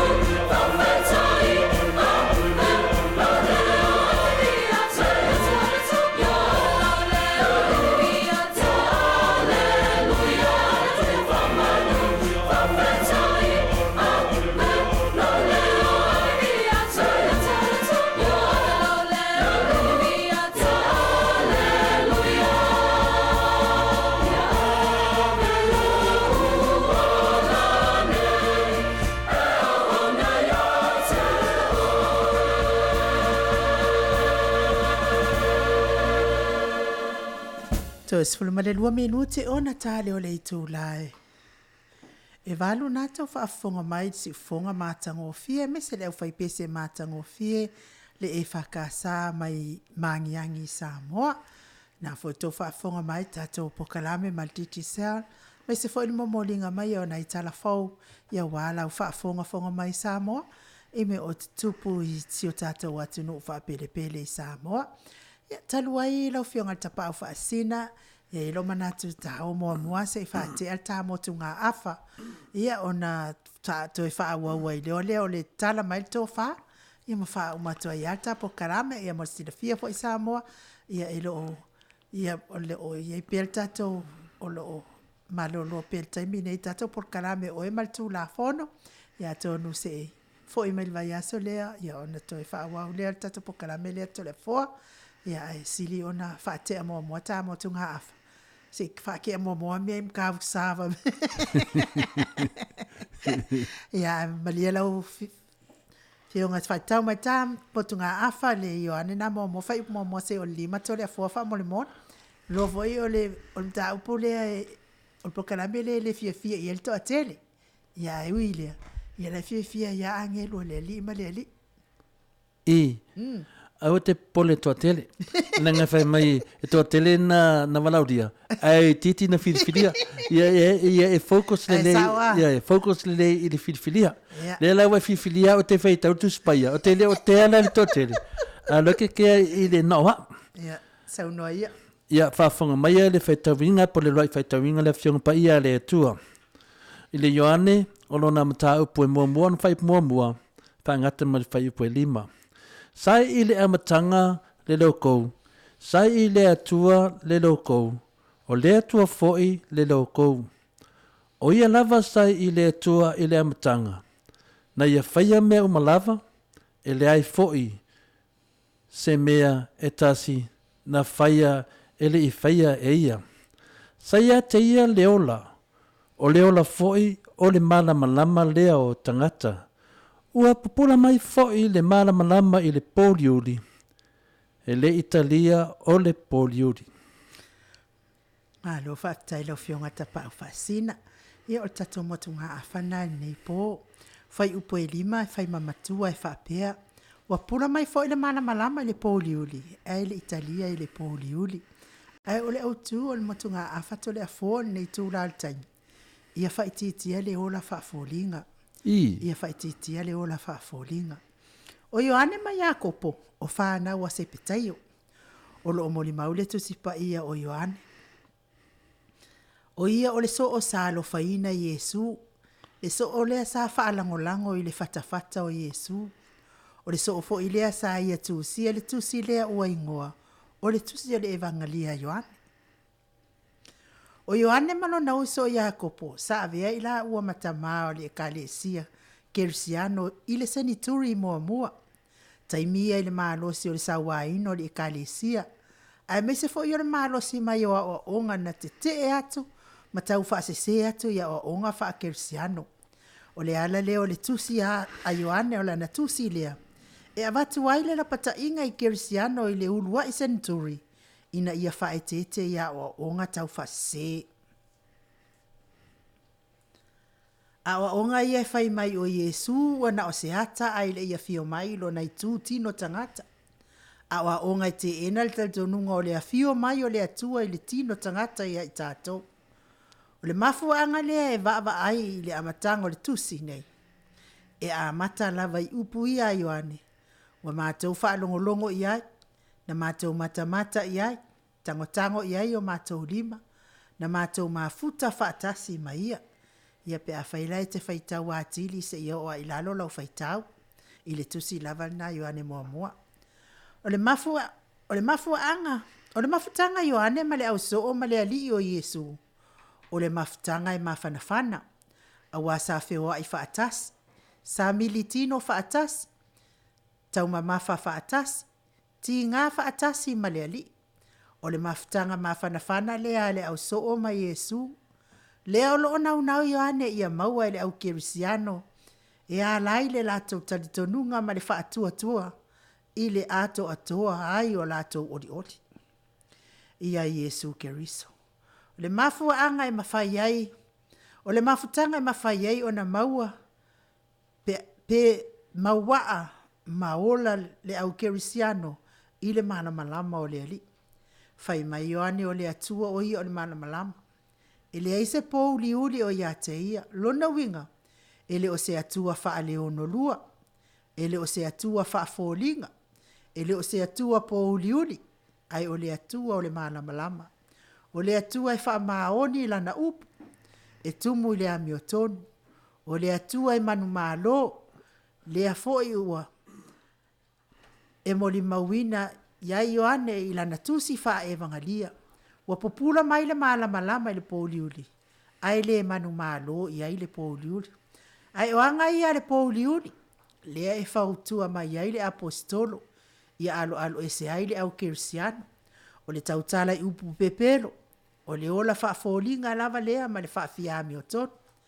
Whai mele tusi pa ia i upu ia ua whai mamatua, a whai tātou te whaapea le aisa tātou anga sala, wa sese i tātou ia i tātou lava. E leo i tonu ia te i tātou le upu mon, ai a whai tātou te tau atua tātou anga sala, e wha maoni, o ia ma le ami o tonu e wha maa ngalo a tātou anga sala, wha maa, ma ia tātou ami o le tonu umalava. Lona winga, o le tautala le upu pepelo, o fōlinga ia o le ola wha fōlinga, o le tātou pelongia lava lea o i tātou lava. O le ata manino fo i lea o le au no i tātou ma le mana malama o le atua. O lo pepelo, e motu si ai tātou mafutanga ma le atua, ai meise o le mafutanga matangata. A wai wha PEFIA o na maua se mafutanga mawhanawhana pe a whai whaaleanga i leisi. Whai mai Ioane. O le atua e wha maoni, o le atua e sa ili mai i tātou, i le tātou wha maoni. Le ala lea e wha tāua ina ai ele apostolo. Ia tautala le mea moni ma le wha maoni. Awane i fefe tau atu o tātou wha le tonu ma o tātou vaivainga i luma o le atua. Awa o le atua lava ia, o le atua i wha maoni, e ami o tonu.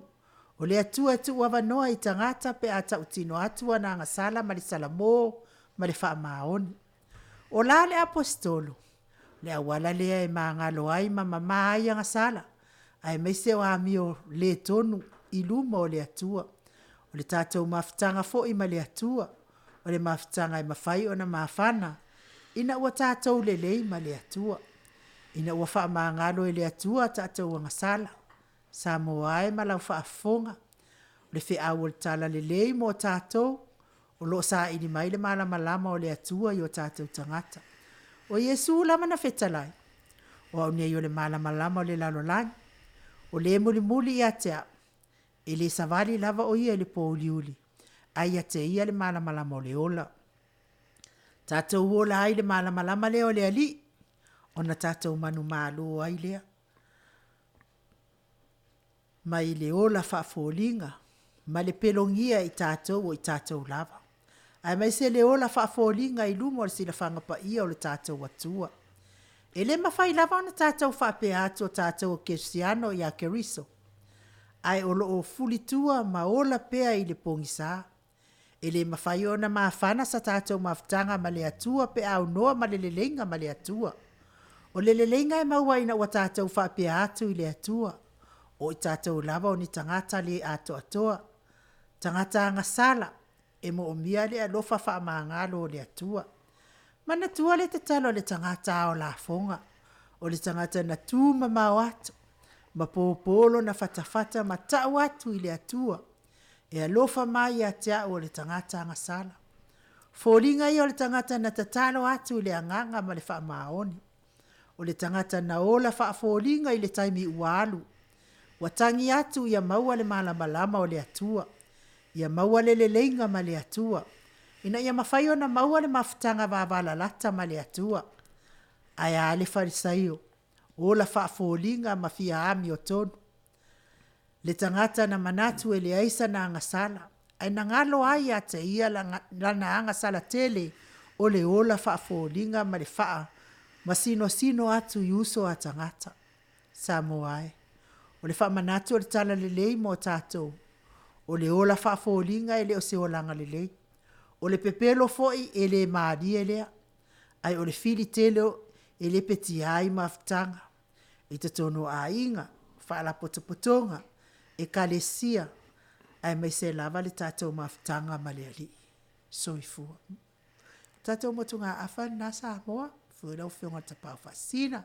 I on tā pena iai, ina ia pāleni lei. Mea i lalo nei. Ia, pe te fia whaupopo, tātou motunga afa, tātou taupuna nei fia. Ma lo la valsa no la opción tato POLOKALAME mutunga afa fala nganga ta tonu le fa fonga le mamalu le tunu ma lo ta pena le opción ma lo foi le sa unioni o le wa mai se matua sili ona manaya ma ta wa foi ya wa fa mo le fo ne mo nga afa lo se me tu atu pe au ta fo mamalu le fa fonga me se lo fa fonga tupu mai o le tunu me se foi la fa no TOFI le tu sa la nguina le upo le tu ne yaso ya le wa fa do ina fa tu ruina. Ia ono le tūranga le wefsini ia po le asina ua foi whapopo. Ia tonu wa ia tia ua ia wa lava tā pena lava ua te le foi le uta wa saunia foi ia wa foi whafunganga le tunu. Pa wale mea i ono le au tū le ua me o le whaforinga. Le winga le whaforinga inga noa. Ua e whao se me tō tino se tangata. Ua e whao alo winga a e se le pu whao ai tu ele upu ngoi. Ua e ngā oi se mea tō tino o se tangata. Ua e whaaforinga i se tangata. O lea lawa ta ua whaaforinga pio whaaforinga ia. O whaaforinga tangata ua pio whaaforinga mai o lato Yesu. Ua lato ngā o ia foringa o Yesu. E matali foringa Yesu linga noa mai aiva aia te ia pe asirisire Yesu le eiso na matango fie. AFIAFI tangata ngā oi. Lalanga ngā oi. Nanga tele le oa lo i tua. Oa whaleanganga. Lea lawa mai nei ngoi, e mau mai le oa whareanganga, ia mau ai lato oa whalalangi. Lea lawa manatu nei, a whaila o e te whaaforinga, i o ora tangata ngoi, ia e vai iti nā lawa na whai e son foringa i le e mata mon motus pa ia, e le matango fie tele. Ia e o a tangata ngoi mai. Lea lawa manatu, tātou ia whaaforinga, ia tūringa oi foringa. A mai foninga matole foi na tala ya so tatolai o na faia o le Atua la le winga lo pola na faia o le Atua na faia o le Atua ia folinga i le Atua ma mio pe o le Atua le winga le upu folinga le lo fa menei o fa folinga longo winga wa ngoi mai e tangata leanga ia folinga o tatori faula tatou la location tatou na vai folinga tatou ia le ngoi e tangata le ngoi tangata mai a tu ne lai tonu pe wena taua le tele o meiro tutupu nei e fa foringa mai ai ero tangata ngalvenga a tangata se o kama se nga le kiminge le na wa e mai nele matua le ma famatala se ma nei ma no ta pena o pano na so son a fa yo lo e ngoi foringa le tu nei temi fa mori a wa fa nga se le foringa le ri au al whaaforinga i le ri. Nanga lela e le kala iai mea e ringi mea le ri. Waka mama e le meno ki whaasea ai. O foringa. O mai foringa o Yesu. Wa ofu mai ofu maa moia Yesu. Ma foringa le leo a mio Yesu. A o kua. La nuko whi ai. La ngā lea ki whai aku ai. Or ko kele au faforinga le ngai lo minga na au kai au vai o ka mai faforinga yo so kasila de ngoi foringa le ngai so ye ngoi foringa Yesu ave fale le foringa le di e ke foringa ai au ke ru ngoi mai ya o le so sangi ngai dom kunga afa lo fino tsat alo fa tai e te tonu ia o le tato POLOKALAME na molne ia fiafi al peselea ona whaawawa i PELE o tātou POLOKALAME tatala le tofa. Ia whamalulua te fo ia te i lātou uma o e o loo tamu whai wala au mai tātou numera. E se me te whina ngalo iai. O le o whātasi ono 5 whaafitu o tasi 5 tātou numera na o whātasi ono 5 whaafitu o tasi 5. A le peselea. Mo i lātou uma o e fiafia mo tunga after le foi se me te fia no ai. Ia mo le tu foi alo faanga ia master ngongu le ia foi fa malo mai ia me se foi ia ia ops I whapea foi ia moe lai nei ia ai mese po le sunga ia tufa lomi a langi ike nasio ia malor whaafonga mai ia whaftai foi tusi mai whaftai foi le whaala au mai a o le pese lea mo e fiafia le motunga a whawhaaleanga ma fiafia I mea whaaleanga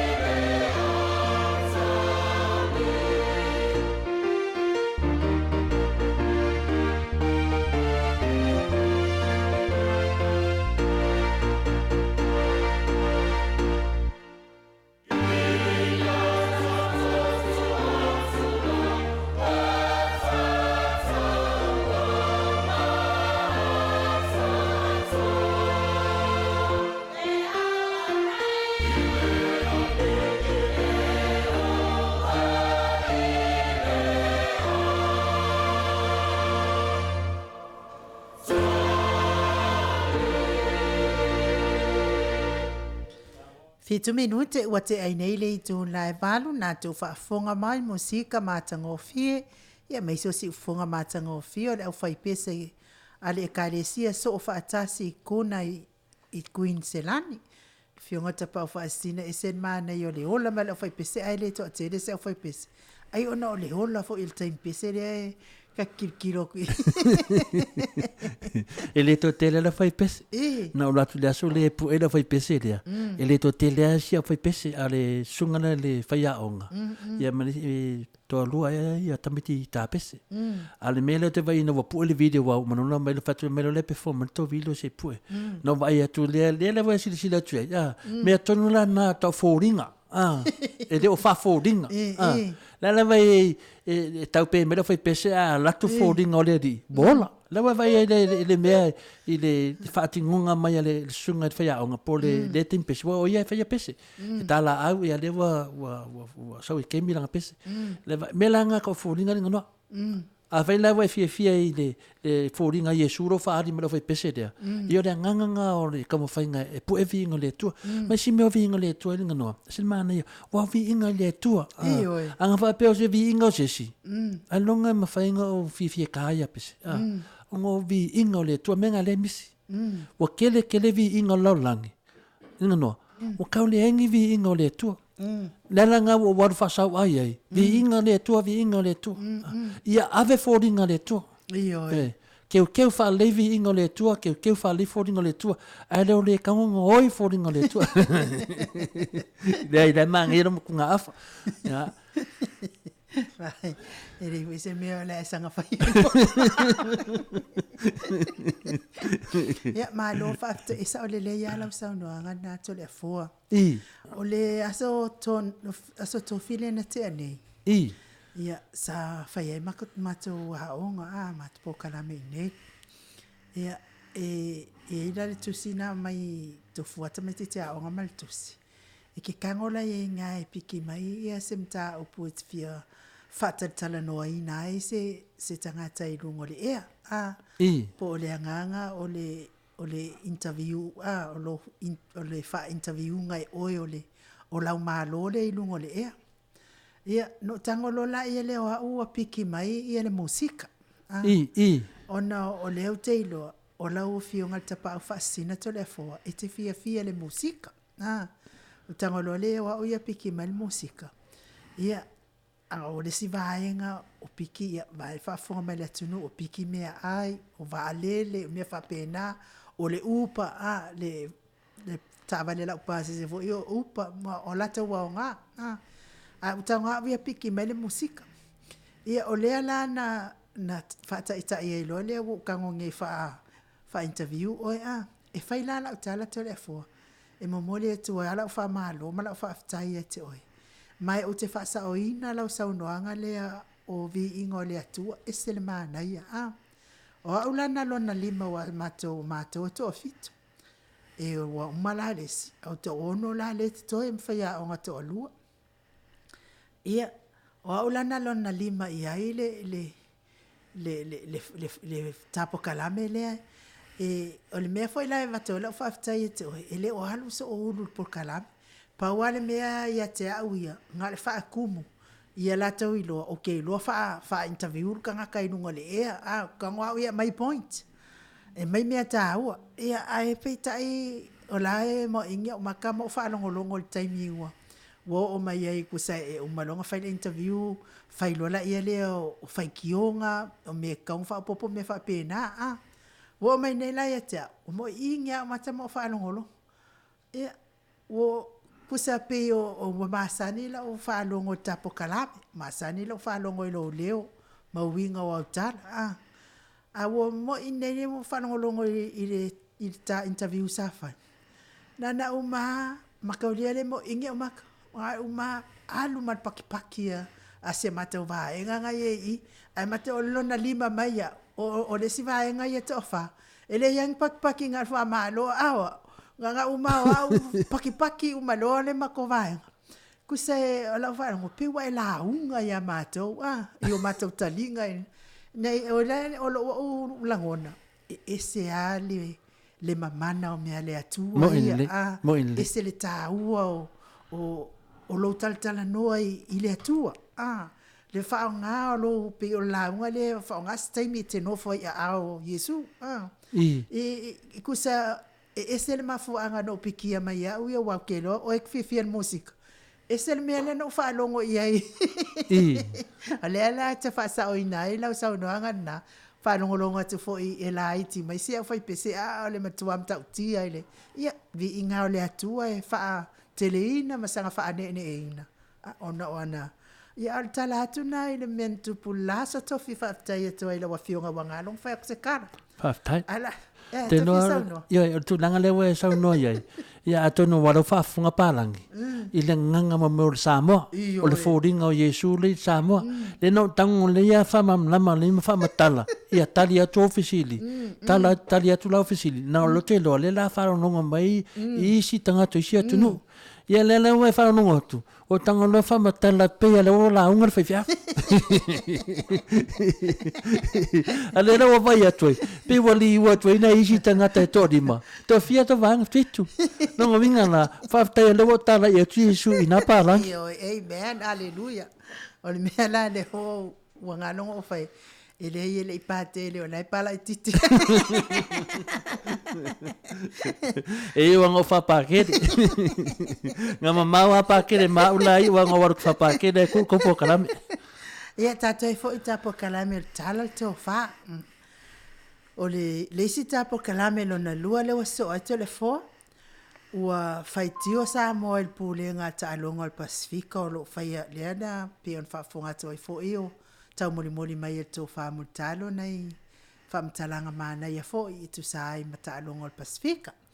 Ia au whaitio la Samoa I le pūle ngā le taalonga o le Pasifika. O lo whaia lea na umatu nei. I le taalonga leo le si isi I mamafa le I tu pao tamaita. Lea na taalo ai le whawhawhine mai New Zealand. Mamanu malo ai le pine auro.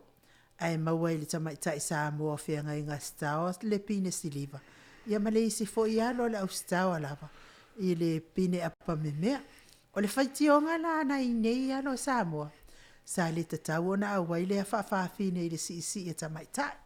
Awa o lona malosi. O le malosi lava o le tamaloa.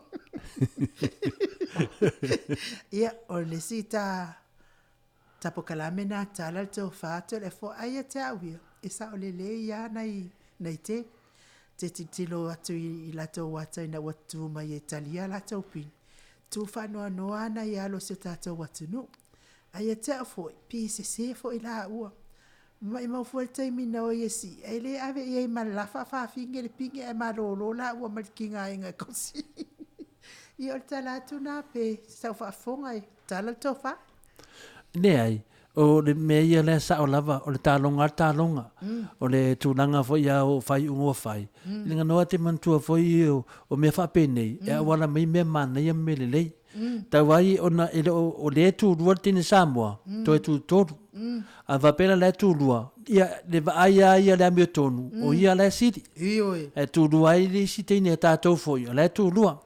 Ia awe ta wale si tinale wa ia posi tamafo ile wa si fatasi mai la lava sili ia wa le son panga ele o atu tato tama fafafinga kako e fasela to kovanga no winga la sili lava ia to atas ia au le fatuna nganga I le kokongo o kalonga la wa ave ia le kasi ave kako le lua martor e fanga me se mele lei o le mele lei le la fanga mai ale lei ya le o ko kako e unga in ka pule e un ka kala me vanga kalonga ia Pasifika fais ka vanga ngai fafafinge ba ke no marolosi o kako fafafinge tato atunu ia tu lo fo ia le upu fafafinge ia mo fafatama ke no marolosi wa nga fo ile me wa tupu I a kongu lope de si kalonga fa ese lo la ia le ia afa pe lo la ko sa kalonga ala ku maulava ia ngolo le ro le mangu ia ku danga aya ngal media o si ala nga ku pode ku de mo me ka ku fafafinge ke le fafafinge ka dengia vinga na afese ka vanga fafafinge o ka ko fafafinge mo kwa umi o kenga ka ko no vinga la ka ko pinge o loi le pe pinge no umma fafafinge la PDF ai mangi e fo le me le mo fai mo wale fa ngoi fe nga ka longa mo ka ko fafafinge ia o le tūlanga na sa tauna iai o le wa mai a mea ATUNU'U ne Australia New Zealand fatawa ino le tūpale na e te tau tu sa o le whaitionga ave I le komiti o taalonga ne. Tau ana whai leia tau wanga si ia whawhawhine lato e se mal tau wanga si ia nei tamaita.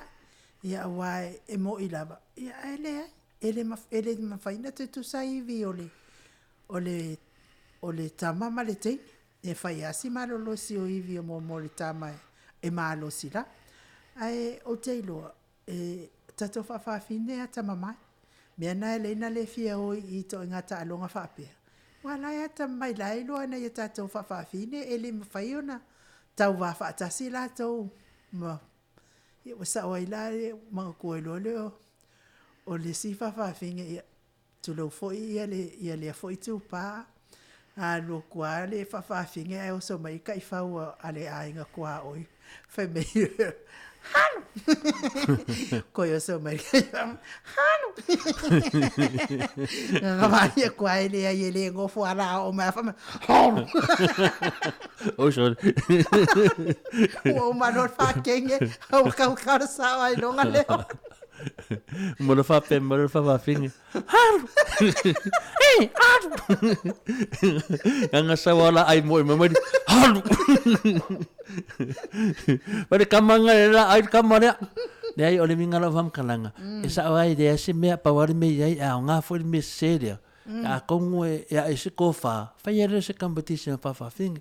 Ole mea siringa ka ua le kuunga lea por kauwanga lea. Ele I whaforinga mere kenge lea se kenge. Langa ku mea ia a mokwa I kama. Ele I whese whapea mai o le wuka mua muri su e aku o le su e muri aku mau aku. O le kama. Lea inga sauma maa ia.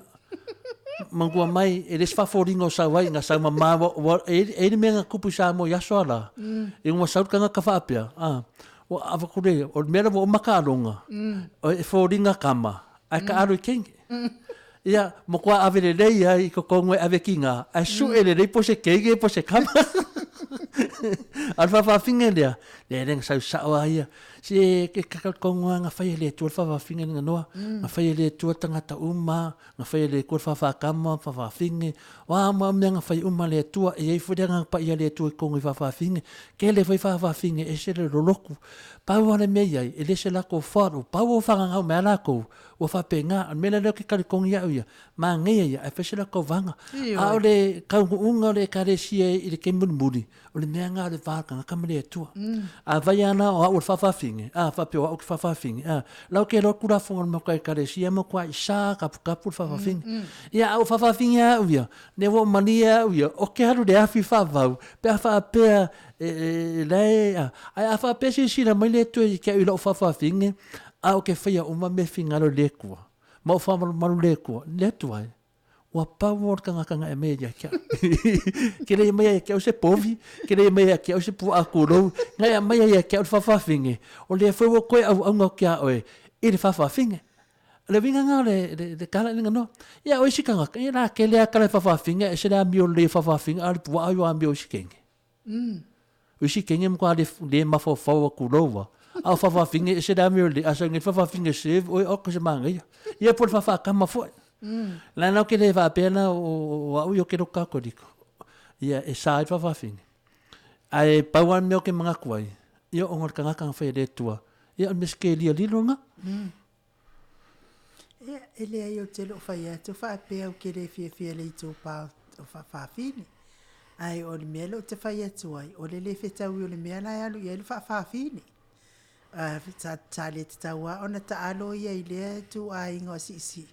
Walanga leo ke whai a koe le tutusa tāna ai le whape o whai atu e le whekaungi e le tāua le ai ngai sen mea nai tau sa wat e ai le isa mea o iai atonu whae sa oi i e se si taimi ia po nisi ta alonga al Pasifika o lumana I wale whape o Solomona le la whai ta alonga o lumana ia whai loa tau wanga whawhawhine whai tau wanga tamata ia ona pāreni le mawhitau Anga e whapea mai la e popoko whawhinga Samoa. La langa me lea le si whawhinga Samoa e moko ringu kor whawhinga e o kau vase me le kau vai. Ia, ngā vevesi e fu, ele matanga e loa ai, whai loko I kangaka. Ole makuare whikau e me le kupu.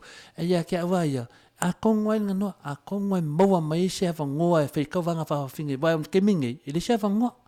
Ia ngā fo ele puspus o kako. Ia mo me se hawa ngoa ngā kako ke leo pinga eulo kako mo me kako whawhinga. E sa o e lale sa o noanga parimia.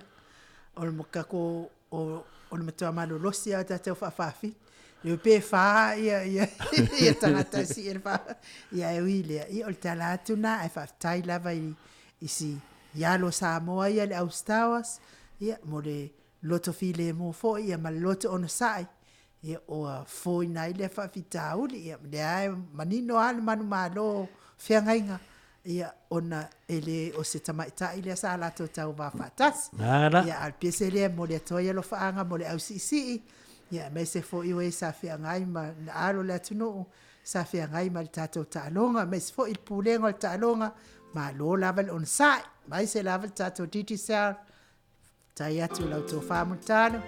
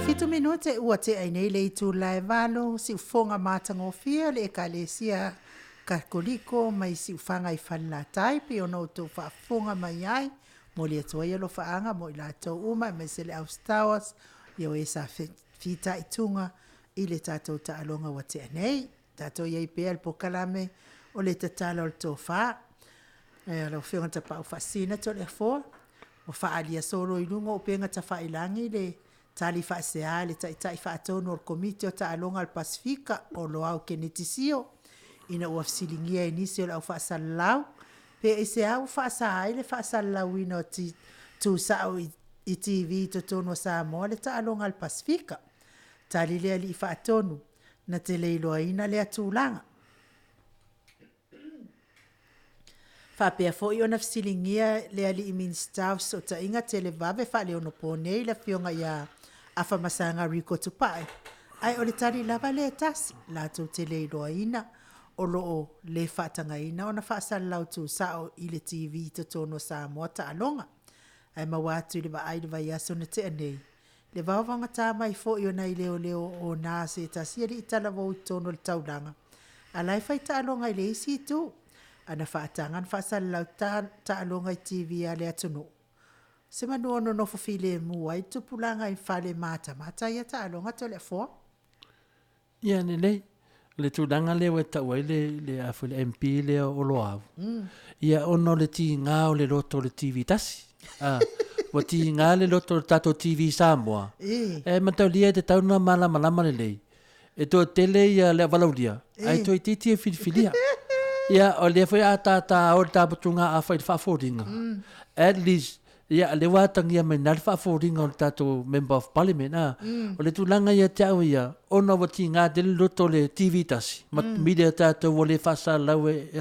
Ai o te rei lo fwoi po le aratali o si minsta o le awhai mei ai. Wai mo i o ialo. I matalia le whai se tasi se tonu. Tō te le ATUNU'U e whai le tonu. E le se mea whaapea na o Samoa. Mo i lava o Samoa lo i ai. Ai le se mea iai mea le alaua tilo nei. Ona o le masaro mia le make money ai o nisi. O le masaro mia. Ia o te le whaina o whese tala lunga na masaro mia. O lo masaro mia whaapea o awala ia. Ina charge ai lea ia. Ona mo leo tupe o le vaengala le masaro mia. Ia ai atati ina masaro mia o te leiloa. Ai leo tau talatu. Ona o ti ngā tele le loto.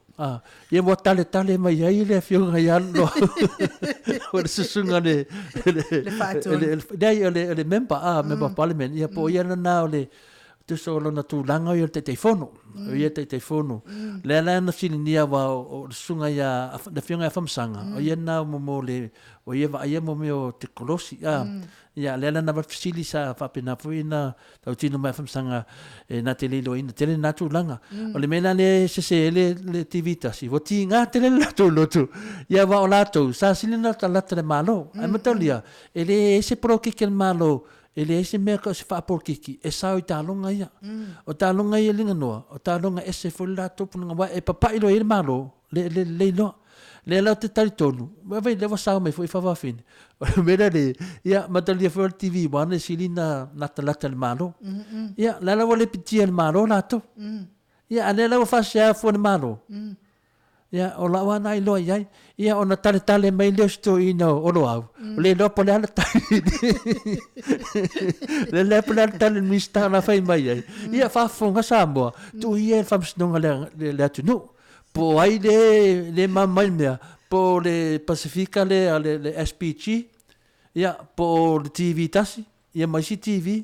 Ia, po le fionga i maropo mista. Ia, o tawhatoru la lea. Ia, o lea na wa mawai whaforinga i. O te leilo. O le mele o atai. O le tau mawhainga o le fionga le minsta. E tau whaali mai i le wawai atu minsta. Mo kua ka mai ai tamaitai. Nai teinei ana fair interview. Mo kua mai ma lea kua. Ia, wai kaira le minska.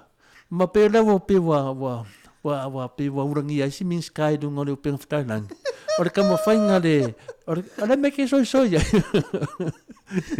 ia tu ia fam singonga le ATUNU'U ala na fa so atu wa ki nga ke loko le media Samoa ona sona fai e velo tato minista lea ia o te lea ia tu i lau sauna o lai sa o le media i au hafo o le ta'alonga lai fai tono Samoa e mo i o le ta'alonga le Pasifika ala e fai tono Samoa.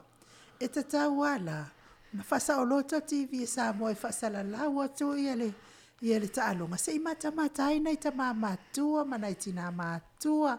I e o ngā fo le matamata. Ke ai fo le ngase o sia tina, po sia tama. Wa lewa na whia ngai mga ngase o tino, ta oto le whale. Ia aninge ia kasi i le tausanga le ta'alonga. E ngalo fatu atu e whai atu fo i Samoa.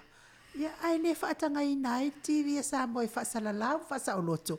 Ai sa ika oko lo makua mal koe inga ilanga ari mata mai ta alonga me sel fanga a uar koe inga le nga aluai. Pe o le mea na lo te whai atua. Le yo lai sa o ia le au whai TV Samoa. O le makua le whekau ia o le mea nga umakunge. Ai o le mea si le na whaftai. Ke le kuper kako titi sia. Awa. Wala to telo tangata le wa fai umala ko TV la ko sakelike ile tatou titisia ini fia mata ia ona ia inga ele nga fatia ele la tau tala isa tawana fa sallau fa sauloto le talonga le waile to mo fo sista longa mo le fia fo intau sa ye le sa o le ya lo sonang o le mele tu liatu o la tatou me fai o le pule ile le foi le SPG le talong la Pacifica o la me le minsta le am fai na fai o le pule ai tu sa lava po fele tu nu e fai linga no pe fai lunga sami pe fai le vakekia e pule lava ia Pacifica i la tu talonga pe yo e pule la tu pe ave fai lunga le wafu sa inga le tau fai po fe me fai e pule lava ananga le wa be mamea wa fasia mai tato mida e le minska ya ana o lo fa le minska Wale don miska pola de sakat ngana me don miska me no ye anga on miska yo fa nga lima ya fa ka miska oro anga ka dinga ya me va isile na mana ya wo fa dia mai ai fo to fa le fe lo ma le wala sa o ale fesilia na ite de ang malo ia le la ngara ngofo fafafi luto e luas fun male ona minute ona tale o le tu live al pesele ia fa wa perta to por kalame fa lito fa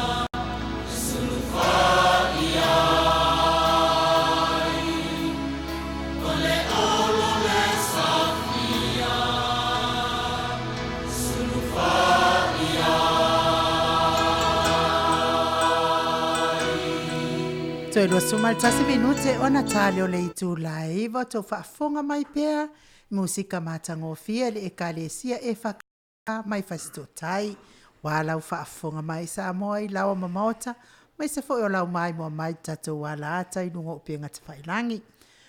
Na o whaalongo i le saunoanga le whiunga i le li parimia to le fo o Samoa e winga i le tofia ina o alo o Samoa lo ta alo i ATUNU'U i fafo. Mo le au le ale man Samoa e ta ala kapi mo le ipo laulangi. O te whaasa o ina le saunoanga le whiunga i parimia i le tapua inga Samoa. Tinga le vole po e ta alo ai le man Samoa. E whaatalitali lava le tapua inga. Po fula lava le taimi le valua po e saua i ta alonga le manu. Ia e ala lava le tapua inga Samoa. Se ta alo mai le au. E te tau fo i a ingo le ATUNU'U. O tofia ina mo le au. Na wha malolosi au i o lato wala mwhana wa le ATUNU'U. O lo ta alo ina ia ta alo malosi. Saunoanga na le whiunga le li parimia. Awa au la. O te whaitio saunoanga le whiunga le parimia. E lei se tangata to le fo. Ia mes fo e whaafonga mai le ATUNU'U. Tatou POLOKALAME o le whaali tofa. E ai mas tangata e alu ta alo e le fia malo. I li whaapea fo i pea whatata inga. A whaita alo mawhiti. La fo i o mai fo i fiti e fia malo. Ia ai ona pau alo mea wo i ai ta alo anai tamaiti. E mo ni whautuanga i le tapua inga Samoa le anga e se tapua i anai o tatou. Ia atu langa na. Pero mea nao te ai au ia. Ngai le ai amas tangata i le adu mengi o ka alo ngai fia malo. Ia le se sa uno anga lo fio ngai le atu langa tala noina. Ia o va sto fa ina. O vai nga umar fa foringa. Al menga nanga ko ka mai ka ko kai. Kere fa foringa. Ia o le o tu langa mawunga. O le me silinga faftai. O lo ia au le ATUNU'U. O le foi wa mole vanua. E to yo foi tato e to fi na i le po laulangi. Le foi lana tupu mai mele i afiti. Ia le o le o tato ka no le Commonwealth. Le tato 7. Ni ngo malo fiti. Le mela le fe tu no fam talanga ina wa o fala un longo le saunanga le palemia. O le tu langa ia cha pe on mele wa fa so mai nei. O le tu langa lai I kokongu wa fe a sauno se si. E ke kanga mai mele kokongu. O sau kokongu saunga. Ko sang fa pe penga kusi. O ke kanga va action kongu al mele yai. Alanga le fa matala. Kokongu le saunga le fionga le di kai. O lo sau ele upulea. O le mele singa kawa. A kongu o kaka malam nama penga malam menga noa. Wa o ke no ko kero kako. Ele malam nama fa winganga o nganga. O nganga le sunga kai. Fa pea. A kako kilo I ka alo ka makako I ka alo I fafo ko Samoa. Pengi va lele. O sawa ia. O le maua le polo. Pese pengi mengi ngi u a mea vinga. E fiwe pu. Ia e ka alo ngi kongor ka kongu. E o pengi fafafinga. Pena ne kanana le winga kala le sunga kai o malo. Wa ia le kai pe foringa mai ka fa makala ku kameki. Awangi ngalo ya o e kapua inga Samoa. Pera mea kongwanga poleana ma le kaufare kongu polo sela e fea. E maua le fakur Samoa. Ia e fafiki kisi ia alu faf. Wa foi nanga le wa maua mo le faku mo Samoa. Makali fo ka ko Samoa le kala mai ya fanga o le kingie nga kuria ya konga makako. O le faku ngal Samoa. Ma li e toa ua malo tau. Le nganga ngai ka kaunka ko wai. Poleana va le vai. Kare konga o ka ia pe e fa sepe a Samoa. Nei, o le mea ngā ilu mamai. A le mea ki whea kui i le nganga o le saunga kai kai a inga noa. O ka ua ia kia, e wha mangaku i ngai kako walom whangau. A e loa e ke le mawhaia. Pa e loa e ke whanongonongo kala. Aua ke whanongonongo kala. E kua kuro e au le chesi langu moanga. Ngalo makala. Ai alu ne mea ngaka i lo malamalama. E ia e loa kapo inga Samoa. E le whaingo fie. E le vinga ngā sa wanga pale mia. Le vinga na a kako ngifi kako kalangofa pe ma vinga le pe ngala ka bi ngai pale mia. Pe ngā o le ki ngā o le ia ese ka kam ka le. O la una pe nga fa so mai. Dese Samoa o apa ure polo. Pe wa pa ure fa ko Samoa. Nga noa anga fa pe o le piki. O ko e fai mai le a vesela o ngoa. O ke le ma fai le pressure ma mo le. Sa ili o le malo. O le mang malo. O le mea sili o le lakapi. E mo ia iskalonga. Pe o le lakapi e vaku e le ngoi fafu. Ke loa ku ngu o laulange le ro Samoa. Ia pe e kau loa ko le lakapi ma le fusuanga. Ia le fuwa sau si. Ia le fuwa ka wa mai iskalonga. Pe o mea ngā lea vaku e le ngoi le kungu. O le mena lea wa kalangoangi e le palmia faa pe o kama mai fafu. O le kilo palmia o ka kou Samoa. E le lei faku. Le lei ai le o lava le kolengi dai ai pe o fafo le mau ani manguia le na mai a ko mai fafo ma sanga a ko mai fafo o mai ka al ai wana mai ngale mai ave kupe longa mi ngale mai ava kuia ala ai ko sala ya kia vaia o le mangai o le faukua pe fila au faukua i lo kari ia e lo lesan ai lo le lei ke loe ke le mawhaia. Ave le wangoi lesi. O le winga ngā sangwanga parmia. Ave lesi. Ave lesi kama ka alo lale a oki fia sau kokong. Ia vai se le manga ia. Lala le anga sangwanga e whinga ne fusu mo le aku. Ia o launga whaaso aku i lau whionga tau sana. Malo whaafitai. Wo vai aku i lau sangwanga. Wo peifo i oi o lesi pale mia. Ne ai. Wo peifo i le ringa i ka alo mo muoi. I le kapi. Ora o kiki le nga welo vai. Nei me na nga no pe nga fumua. Le mena nga kupu fo i le kako World Cup lu afsu kasi. Nga fai nga ngai kamaka alu. Ongor por kiki, wa fiel por kiki. Ya nga wa le anga kwa ngo ngai kamaka alu, ma le pikia yar kako au. Isi a wala le lei. Onga wa fiel por kiki. Ya le wo ma fa manga me o ke fa fe kai i uso. Nga lako ngā lue mai i World Cup e rua ke aku. Wa mau wai le lau le lei mo ngai whanga rua le keminge. E laki le team le keminge nga no. Mo kua laki ya. O le laki le team ne wa kofa, wa ka kala ko wha malo. Wa ka kala ko wha, wa ka kala kua i a kako. Otherwise, ia o mea ia ka kio ye, o le ana wa learning le songa mai menga kupa luafsu kasi. Sau e masi kapkengi le a kako au. Ia wa le mang wal kapkengi i longa kangaka. A wa sau a mai le mea. Ia vai le, o ngā ruenga o ma kamaka alo luafsu kasi.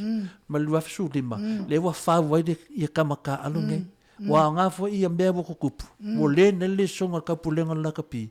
Wa fia mai foi male ILP. Wa mai la ILP. Le wako konge la ILP. Le kako coach wa fili lako. No minga, lo wa take care la ILP ke leo mea. Wa ngā la mea misa i kako ma le yungi lakapi o Samoa. Wa whangau mai mele le mongi whangau. Ia o le mela ngā lang whasia le kako kai kai.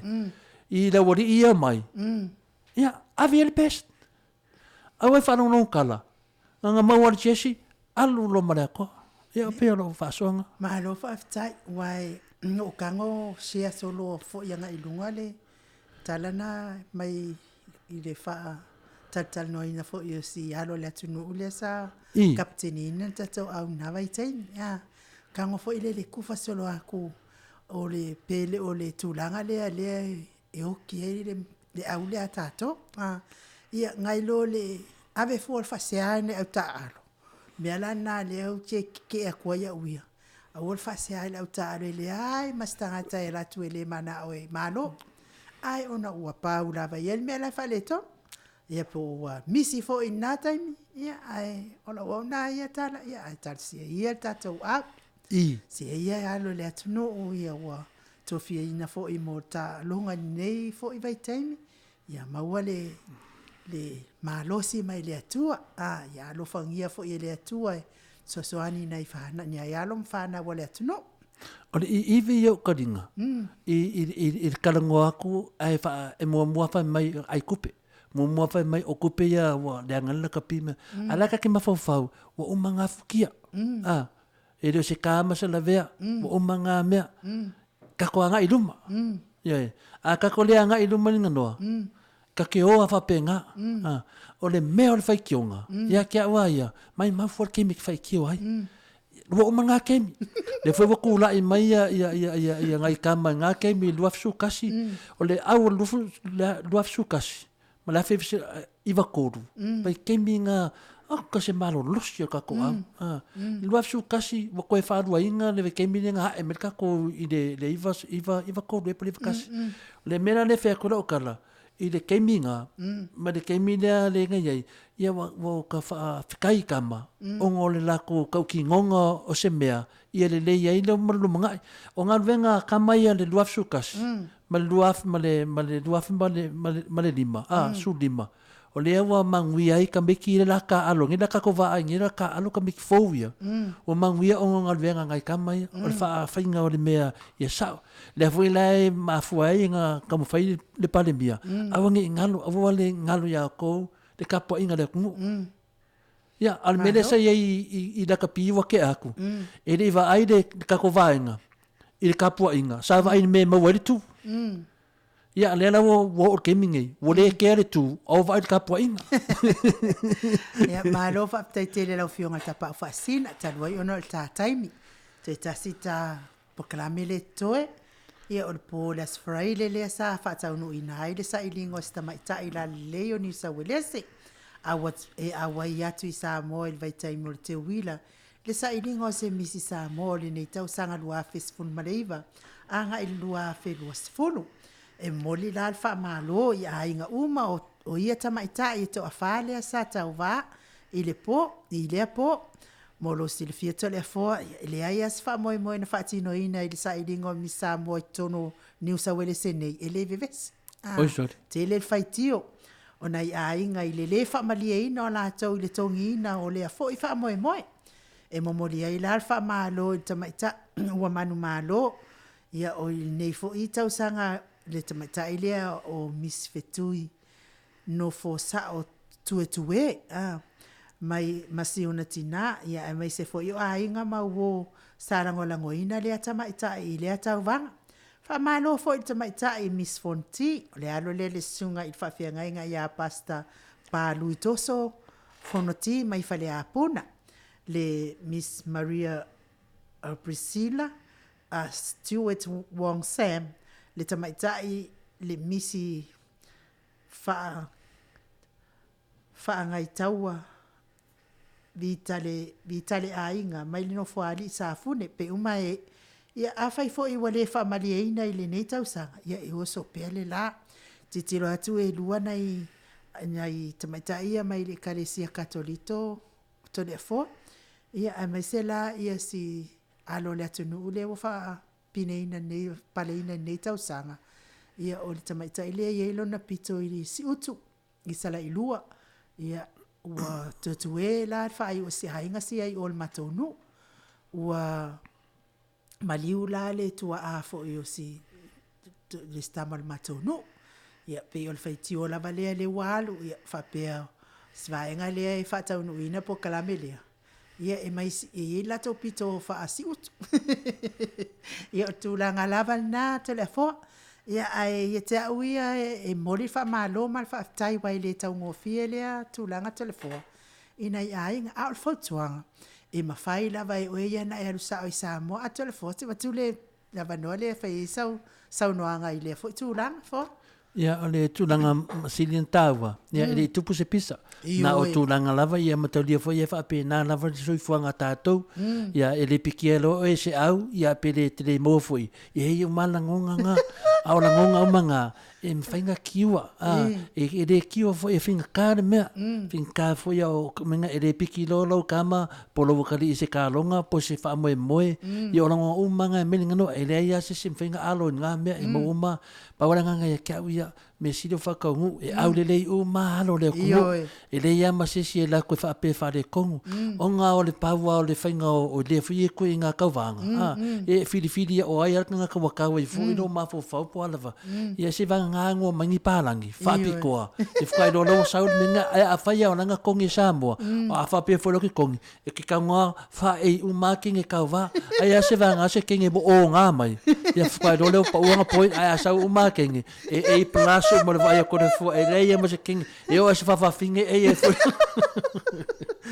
lea o la wa ia fautuanga mo e fia avea la to walo fana e te ai fo ile ti ngama tu langa fa pene faiana susa o lava o su sa sponsor ma e ave sa o lo walo i Samoa il mele anu nga ia tau vanga ia faiala pa uma ia ina Samoa lo walo famali ina fo ilo fina ngalo tu sai fo i male tu langa wa sa o ilo sa no e lo vai fo fa ko kusa o mal kupe ma wale sidi mal ko lua ma de oliva fa ko kusa o mal ko kupe pa wale me ese ngale pale ngale pale ade e pale ese wo filifilia e wo kongia ngapo pe a fai e fangi fako ka nga kai fai mi Samoa Ava pena o kole fole fe mi Samoa.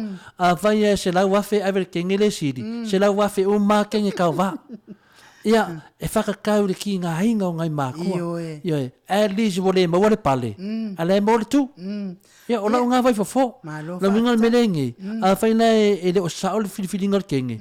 Whaina ki ngā o le loko wole ma wole kupe. Kere ke me walu. Koe le mo malpare. Ia ma koe aru ma le whape mai e le au leila kakama. Ia ngara ko ia mana ngai whime o. Ia batu ai fo ila wha malo i pulenga fo i o lea fo i vaenga. E me se la ila tau uma o e fia o avea la tau whanau lea tau vanga ia mau fo i lea manoa e mau ai fo i sponsor atu ai fo i tatou POLOKALAME nei.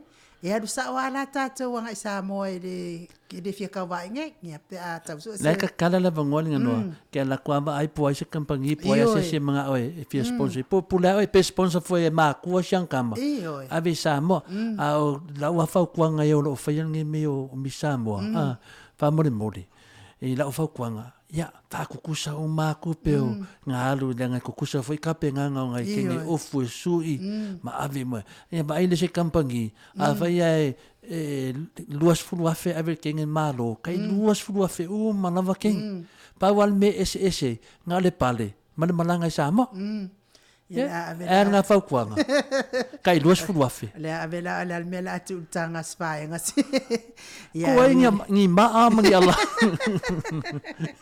Ia ui lea Samoa lo ATUNU'U e PELE le loto ma le anganga. Tatou POLOKALAME nā mone yaso. Ia i le langona ia angalei le atua ma ia sosoani atu foi. I whaiva matiu te whianga iai ma neva yaso. Tapua inga mātua i lawa ma Maota. Mai se foi o o lo ngase pea au e FIAFIA mafuta mai i le tatou POLOKALAME nei whaaftain mafuta mai ia whaifo e wahanu i langis tautalanga i linga noa matole a foa ia whale o le atua lo whina ngalo i manga lo i le o nanga nei pese lea tatou tau mawai ai mo le toi alo whaanga POLOKALAME nei mo o tau malawa o lo e mafuta mai ai whaasoifua ia Samoa lo ATUNU'U PELE.